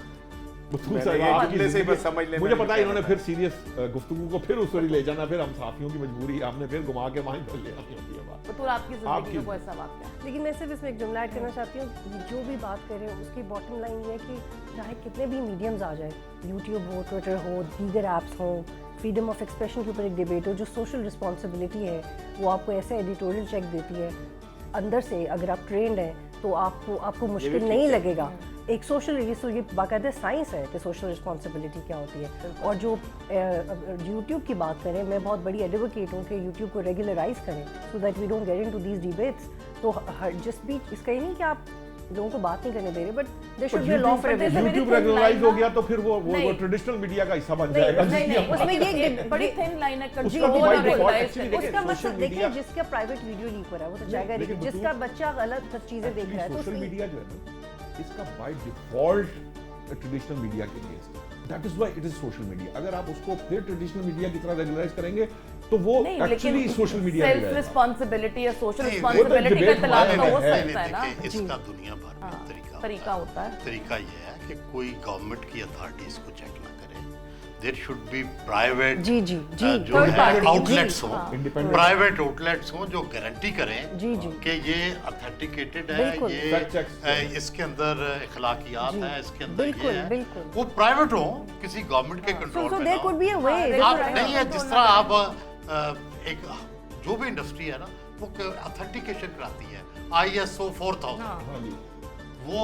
वो एक प्राइवेट अदारा होता है, वो जो कहता है कि ये इंडस्ट्री Certified। जो इंडस्ट्रियल रूल्स है उसके उसका मुताबिक स्टैंडर्ड जो है ये इसके अंदर हेल्थ स्टैंडर्ड्स ही है। यही चीज जो है मीडिया मीडिया में भी होनी चाहिए। और अगर आपने बेहतर तजिए खबरें सुननी है तो आप मेरे चैनल को सब्सक्राइब कर लें, ऐसी कौन सी अच्छा, ये बात तो है? अब प्रमोशन ठीक है ना? या ये बतूल ज्यादा- साहब सर, को- पहले से क्या ज्यादा आपने जाती एक हो बात गया। जो है किया, कहीं और मुफ्त का चली गई। मौका मिले तो मैं मौका भी ना फायदा भी ना ज्यादा उठाऊं। जाती हो गया। है कि बात भी? आपने जब शुरू सारे किया था सारे रिक्वेस्ट करेंगे हमारा चैनल भाई ये सारे रिक्वेस्ट कर रहे हैं कि सारा का चैनल सब्सक्राइब करें, ये कर रहे हैं। हाँ बिल्कुल सब अच्छा, अपना बतूल अपना साहिबा, रखते हैं। अच्छा। मैं बतूल साहिबा, ये वो जो ईद का असल में वाकया। बात थी कि इधर से आप निकल गए, ये एक आपने बात शुरू की, फिर वहीं हम जी, मैं- घूम रहे हैं। आपने शुरू में ये बताया था कि आप एक जैसे कहते हैं ना कि खलंडरा बच्चा, शरारती बच्चा, या आप उस तरह की मिजाज, तो यकीनन आपकी जिंदगी में तो बहुत सारे वाकयात होंगे ईद के। नहीं, मैं जो इतनी दिलचस्पी खलंडरा का और बायस- शरारती नहीं थी, मैं बहुत डोमिनेटिंग थी, मैं बहुत हार्ड एडेड थी। तो डिफरेंट और अनयूजुअल बच्चा कह सकते हैं आप। मेरे पेरेंट्स ने ट्रेन ऐसे किया था, उन्होंने मुझे बहुत कॉन्फिडेंस दिया था ज़िंदगी जीने का, बात करने का, तो फिर डेफिनेटली फिर आप टिपिकल स्टैंडर्ड से पूरे नहीं उतरते। और वाकया बचपन की मुझे ये बात याद रहती है कि जो हम अपनी अम्मा के साथ नमाज़ पढ़ते थे, जो आप अपने अब्बा के साथ, तो मुझे, क्योंकि हम 4 बहनें हैं, तो हम अपने घर में 4 जाए नमाज बिछाते थे, 4 हमारे होते थे और एक घर हमारी अम्मा का। तो वो मुझे हमेशा वो Fascinating। बात ईद पे सबसे पहले जब हम उठते हैं वो मुझे याद आती है कि वो हमारे घर में बाकायदा ईद पढ़ने के लिए ना स्पेशल रुमाल थे और स्पेशल उस दिन निकलती थी कालीन या चादरें या जाय नमाज जो सिर्फ ईद के ईद निकलती थी, और ईद के दिन ही वो टोपियां निकलती थी, और ईद के दिन वो हमारा सामान निकलता और फिर बंद हो जाता था, फिर अगली ईद पे निकलता। मैंने जो एक क्रेजी चीज़ की, क्योंकि ईद जो शादी से पहले की ईद होती है वो पेरेंट्स ओरिएंटेड होती है, जो अम्मा ने कहा पहन लिया, जो अम्मा ने कहा खा लिया। लेकिन शादी के बाद मैंने एक बहुत क्रेजी चीज़ की ईद से रिलेटेड कि when I was 7 to 8 months pregnant and my husband was at his business and he could not take off, उसकी छुट्टी नहीं थी ईद वाले दिन भी, तो वो काम कर रहा था।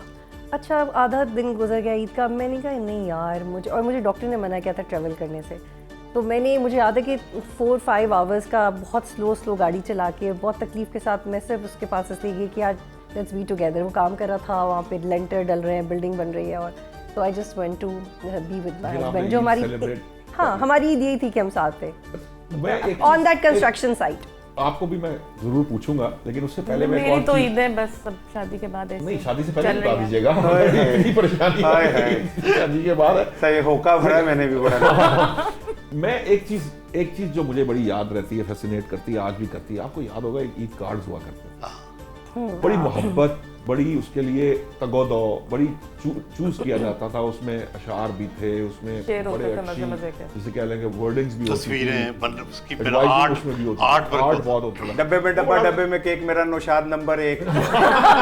और सर इसको मिले, वो भी होता था ना, इस तरह फलां के को बहुत, मिले। ईदी में- अब डिजिटल हो गया। मुझे जो आज की जेन ज़ी है शायद उसको कभी उस तरह से वो समझ नहीं पाएगी, उनकी भी अपने जो भी जिस तरह से वो सेलिब्रेट कर रहे हैं उनके लिए बहुत ज़्यादा कीमती और वो होगा, लेकिन उसको वो चीज़ें आप किस तरह से मिस करते हैं, और वो उसमें क्या आज की ईद के अंदर वो है जो आप समझते हैं कि वो होना चाहिए।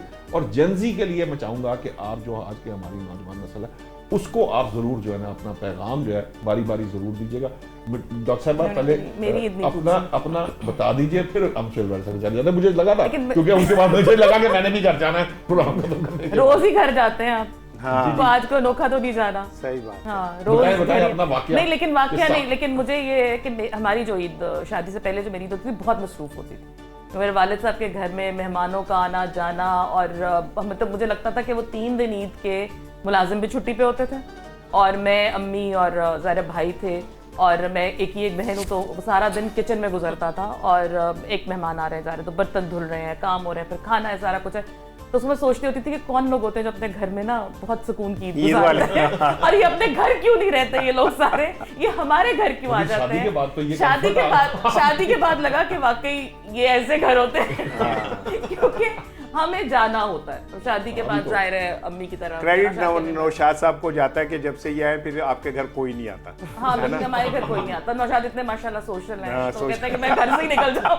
भाई ਹੁਣ ਜੇ ਤੁਸੀਂ ਅਸੀਂ ਕਿਸੇ ਹੋਰ ਦੇ ਹਲ ਚਲੇ ਜਾਣਾ ਸਾਡੇ ਹਲ ਕਿਨੇ हाँ ये बात हाँ तो तो इसलिए पहले अच्छा ही है, नहीं है फिर मुझे कहते है। हैं कि इससे अपनी पहले तरफ कि ही कोई निकल आपके घर आए आप खुद ही चले जाओ, आप खुद ही जाए। चले दरवेश जाओ। आदमी अब की खूबी ये है। वाली स्ट्रैटेजी पे चलो। तो मैं समझ आया कि वैसे घर होते हैं तो दूसरों के जाते हैं फिर। सही बात है। शेर साहब, जो बात मैंने आपसे पूछी थी, आज की जो जनरेशन है, हम देखिए तो हर मिस करते हर हैं जनरेशन की अपने इश्यूज हैं। मसलन आप हैरान होंगे कि जब हमने जर्नलिज्म शुरू की तो मोबाइल फ़ोन नहीं था, हाँ जी, पेजर सबसे पहले आया। हाँ जी। और आपको पता है हमारे दफ्तरों में क्या होता था, सबसे ज़्यादा हमारे दफ्तर में पता है कौन अहम होता था? टेलीफोन ऑपरेटर, क्योंकि हमें सबको टेलीफोन ऑपरेटर से काम होता था। 3 ऑपरेटर अच्छा, तो वो हम सब ने उससे दोस्तियां लगाई। हमारे लिए जर्नलिस्टों के लिए सबसे पहला मसला ये होता था कि वो हमें नंबर मिला के दे, ताकि हमने खबर इकट्ठी करनी है। तो अपने पास फ़ोन नहीं होते थे, कॉल्स लंबी होती थी और सब ने कॉलें करनी होती थी पूरे दफ्तर ने। तो दफ्तरों का अहम तरीन आदमी वो होता था। अच्छा, फिर मुझे याद है कि ये जब पेजर आया तो सबसे पहले हमारा अदारा जो था इसने पेजर लिए, तो पेजर में मैसेज आते थे और सबसे पहले हमें जो दफ्तर के बॉसेस होते थे हर वक्त उनका मैसेज आता था, ये कर दो ये कर दो, अभी बंद कर देते। अच्छा, लेकिन उसके बाद ये मोबाइल फ़ोन आया तो ये तो पूरी दुनिया ही इसने बदल दी ना। बिल्कुल तो इसी तरह ये जो चीज़ें हैं, ये तब्दीलियां हम रोक नहीं सकते, हाँ बिल्कुल, इसमें तो कोई शक हमें अडॉप्ट करनी है। लेकिन इनमें खूबसूरती होना तो ये है। चाहिए कि मसलन ईद कार्ड है, अब ये रिडंडेंट हो गया आज की सोसाइटी में, लेकिन क्या काश हम इसको आर्ट फॉर्म में ले आए, हम काश इसको है डिजिटाइज कर रहे हैं। नहीं, डिजिटलाइज तो हो गया, डिजिटलाइज तो हो गया है, लेकिन इसको आर्ट फॉर्म में ले आए और इसको एक दूसरे को गिफ्ट देने की शक्ल में जिंदा जिंदा रखें। रखें। जिस तरह हमने पुरानी कई चीज़ों को Tradition जिंदा को रखा रखा। हुआ है, इसी तरह कुछ तहजीब ऐसी होती है, कुछ रवायात ऐसी होती हैं कि उनको जिंदा रखना आपके लिए, सोसाइटी के लिए हेल्दी रहता है। हेल्दी रहता है। तो ये हम कर सकते हैं, कोई मसला नहीं है। मसलन हमारे यहाँ पहले ये होता था मिठाइयों का तोहफे दिए जाते थे, तो वो अब पहले घर पे मिठाइयाँ बनती थी, हाँ। अब बाजार में मिठाइयाँ आ गई। तो चीज़ों को उसके साथ अडॉप्ट करना चाहिए, रिडंडेंट नहीं कर देना चाहिए कि ये बस ये ख़त्म हो गया। हाँ, कुछ चीजें जो है वो आपके साथ अगर रहें हाँ। तो वो आने वाली नस्लों उनको के नई लिए शक्ल भी दे एक वो दो, नई उनको शक्ल नई दे के शक्ल उनको दे दो। उसके हिसाब से आपकी कोई कबल मसीह की ऐसी रिवायत जो आपके साथ चली आ रही हो? अच्छा देखिए, मैं चूँकि खुद एक ज़रा हीरो टाइप आदमी हूँ तो हम अपनी नजर में कपड़े वालों अब मैं लिस्ट तो आपको पेश कर नहीं सकता, ठीक है ना, लाइव प्रोग्राम सब ना देख भी करें, ना रहे हैं, करें। ठीक है ना। लेकिन ये कि हमारे दौर में मुझे अच्छी तरह याद है, मुझे वहीद मुराद बहुत पसंद थे और मैं ऑल टाइम फेवरेट मेरा हीरो है वो। स्टिल मैं अभी जब कभी बहुत उदास हूँ तो मैं वहीद साहब के गाने लगाता हूँ, वो देखता हूँ। आप गाते नहीं हैं? हाँ अल्हम्दुलिल्लाह गाता भी हूँ, मैं भूखा नहीं मर सकता। मैं आप वाकई गाते हैं? हाँ मैं अभी गाएंगे, हम गाना सुनेंगे तो- आपसे। ये टैलेंट आपका नहीं पता था? नहीं नहीं अभी है, गाएंगे। ये अभी तो मैं आप बाहर निकले रस्सी पे चल के दिखाऊंगा आपको तो मैं मेरे भी तो आपको पता ही नहीं मैं हम- कितना मेरे में कितना टैलेंट है मेरा आपको पता ही नहीं है। टैलेंट तो डुल पै रहा है, लेकिन ये है कि कोशिश ये करें कि हमें गाना जरूर सुनेंगे हम आपसे। गाना लेकिन रस्सी पे सुनाएं। तो आप रोज चलते हैं। जी हाँ बिल्कुल वो जो ठीक है टाइट ये। रोप होती है जो हाँ, उसमें तो लेकिन हम वो चलते देखो हैं। रस्सी पे चलने का तरीका ये है कि पाँव लड़खड़ाना नहीं है। हाँ बैलेंस कायम रहना चाहिए, ये बड़ी बात, ये बहुत बड़ा मैसेज है हाँ, ये। ये बस रस्सी आप पे चलने इसको का। पल्लू से बांधे हैं ये मैसी ये तो अभी तक गिरा हूं मैं रस्सी से, अल्हम्दुलिल्लाह नहीं गिरा, तो बैलेंस गिरते है। गिरते गिरते पकड़ लिए पकड़ जाते लेते हैं अच्छा जी, लड़खड़ाते रहते वो हैं। बोले गाना सुनाए जी। प्लीज अच्छा कोई ईद का गाना। ईद का दिन है गले हमको लगा कर मिलिए,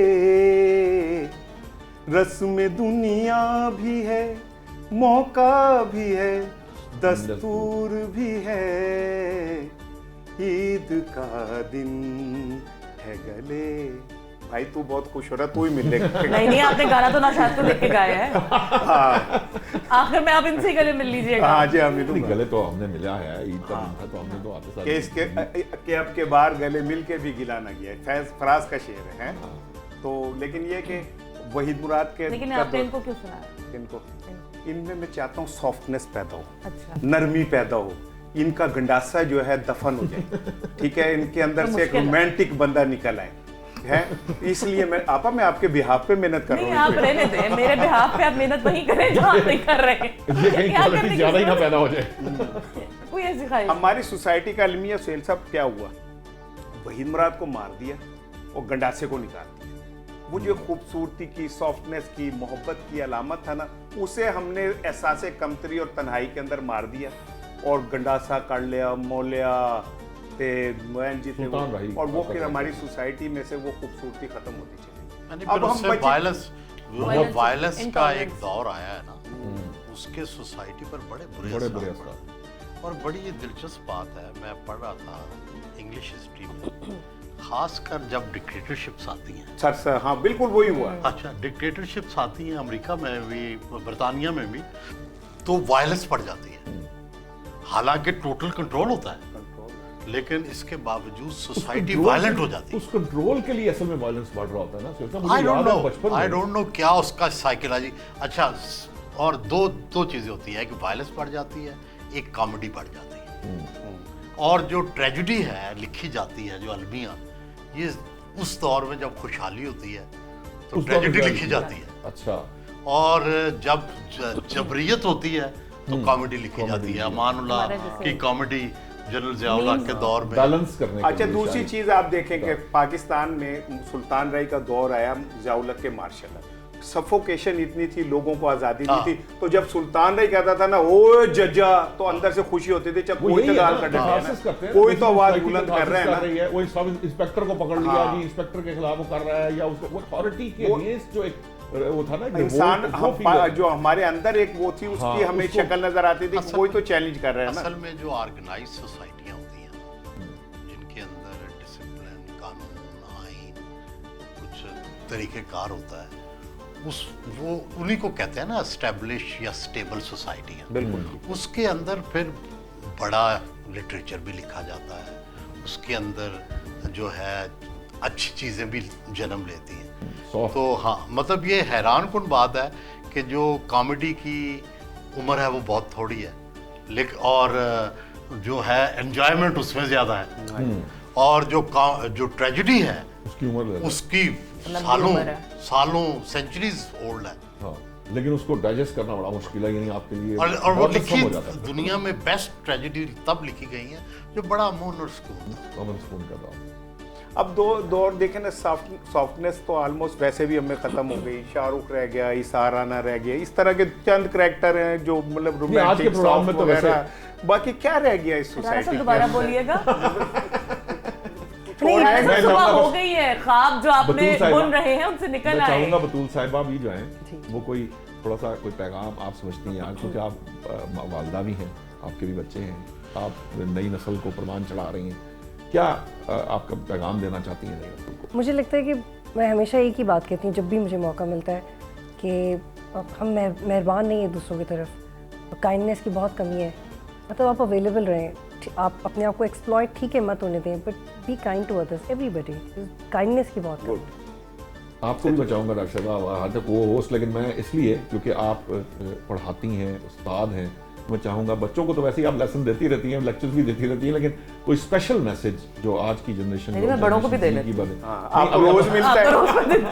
आपको रोज लेकिन मिलता है, फिर लेकिन ना हाँ, उनके वो बच्चे तो लेसन समझते हैं, सबको मिलते ही student रहते ना हैं। आप समझते हैं। हाँ बिल्कुल ऐसा ही चल रहा है। लेकिन ना? आज की नौजवान नस्ल को ईद के स्पेशल नौ- रेफरेंस से आप क्या देना चाहेंगे? इतनी मैं नौजवान नस्ल को तो हम पैगाम देते ही रहते हैं क्योंकि, लेकिन जो एक मेरी फीलिंग ईद को लेकर होती है कि जैसे जैसे हम बड़े हो रहे हैं, वक्त गुजर रहा है, हमारे जो इर्द गिर्द के लोग हैं उनका ख्याल रखना, जिसमें हमारे वालिदैन भी शामिल हैं, क्योंकि मुझे ये लगता है कि जो हमारे रिश्तेदार हैं, हमारे वालिदैन हैं, आज हम बहुत सी ऐसी बातें जब मैं पीछे पलट के देखती हूँ तो याद आती हैं। शादी से पहले की ईदें याद आती हैं, रमज़ान याद आता है। मैं तो रोज़ सहरी पे सोचती हूँ कि वो सहरी जो मैं अपने अम्मी अब्बू के घर में करती थी, मैं अपने भाइयों के साथ कर रही होती थी और मैं एहसान कर रही होती थी अपनी अम्मी पे कि भाई मैंने कर ली है, और एक माहौल होता था और सारा कुछ था, वो हर रमज़ान में बहुत ज़्यादा याद आता है। तो वो जो सारे लम्हे हैं वो आहिस्ता आहिस्ता आपके हाथ से ना निकलते जा रहे हैं और आप आगे बढ़ते जा रहे हैं। तो कोशिश ये करें कि इन लम्हों को समेट के रखें, अपने इर्द गिर्द लोगों का ख्याल रखें, उनसे बैठें, उनसे बात करें, उनके पास जाएं, उनसे मिलें। और ईद और रमज़ान ऐसे मौके हैं जो हमें उनके साथ एंजॉय करने चाहिए, उन खुशियों को बांटना चाहिए और इनको जितना हम समेट सकें ना, बस मुझे लगता है कि वो बिल्कुल संभाल के रखना चाहिए और उतना समेटना चाहिए। तो आजकल के जो बच्चे जो माँ बाप के साथ नहीं बैठते या उनसे इन त्योहारों पे उनको होता है कि भाई हम कोई और काम कर लें, तो मुझे लगता है कि नहीं, ये फैमिली का वक्त है और फैमिली के साथ मनाना चाहिए, क्योंकि यादें कई दफ़ा बड़ी फिर आपको तकलीफ भी देती हैं। हाँ। नाज़रीन, प्रोग्राम का वक्त ख़त्म हो रहा है। अब मुझे कहा जा रहा है कि ईद शो का ये जो वक्त है बहुत अच्छा हमने वक्त गुजारा। सोहेल बड़ाई साहब आपका बहुत बहुत शुक्रिया, साराना साहब आपका बहुत बहुत शुक्रिया, तूल साहब आपका बहुत बहुत शुक्रिया, डॉक्टर साहब आपका भी बहुत बहुत शुक्रिया, 2 दफ़ा कहना पड़ेगा। जो बात इस सारी गुफ्तगू के अंदर जो मुझे हासिल गुफ्तगू मुझे समझ आया वो ये है कि हमें सोसाइटी में काइंडनेस को, सॉफ्ट साइड को परवान चढ़ाने की बहुत ज़्यादा ज़रूरत है, जिसमें आपका अदब है, आपका लिटरेचर है, आपकी जो हमारे अंदर की अच्छाई है, या हम जो एक दूसरे के लिए जो मोहब्बतें हैं जो एक दूसरे को पहुंचा नहीं पाते, वो पहुंचानी चाहिए, वो पहुंचाकर हमें उनको बांटना चाहिए और उसको बढ़ावा देना चाहिए। क्योंकि हमारी सोसाइटी में जो घुटन है वो इसी तरह से दूर हो सकती है कि हम अपनी बात कहें और बात कहने के काबिल हमें रहने दिया जाए। क्योंकि जब हमें बात करने से रोका जाता है तो इस घुटन का एहसास बढ़ता है, जिसको हमें दूर करने की ज़रूरत है। आने वाली नस्ल के लिए अगर हम ये घुटन ख़त्म करने में कामयाब हुए तो मैं समझता हूँ कि उनको वो माहौल हम दे सकते हैं जिससे वो इस पूरी जो आलम जो अक़वाम आलम है इसमें अपना नाम भी बना सकते हैं, वो किसी से कमतर नहीं, वो इनसे मुकाबला भी कर सकते हैं। तो आज का ईद का जो शो है यही ख़त्म करते हैं और उम्मीद रखते हैं कि अरबाब इख्तियार भी, हमारी हुकूमतें भी, हमारे हुक्मरान भी और हमारे जो अशराफिया है वो मोहब्बत को परवान चढ़ाएगी, सॉफ्ट इमेज को परवान चढ़ाएगी, ताकि ज़्यादा से ज़्यादा हमारी आने वाली नस्ल जो है उसके लिए अच्छे से अच्छा माहौल पैदा हो। इंशाल्लाह फिर दोबारा अपने रेगुलर प्रोग्राम के साथ हाजिर होंगे। अल्लाह निगहबान।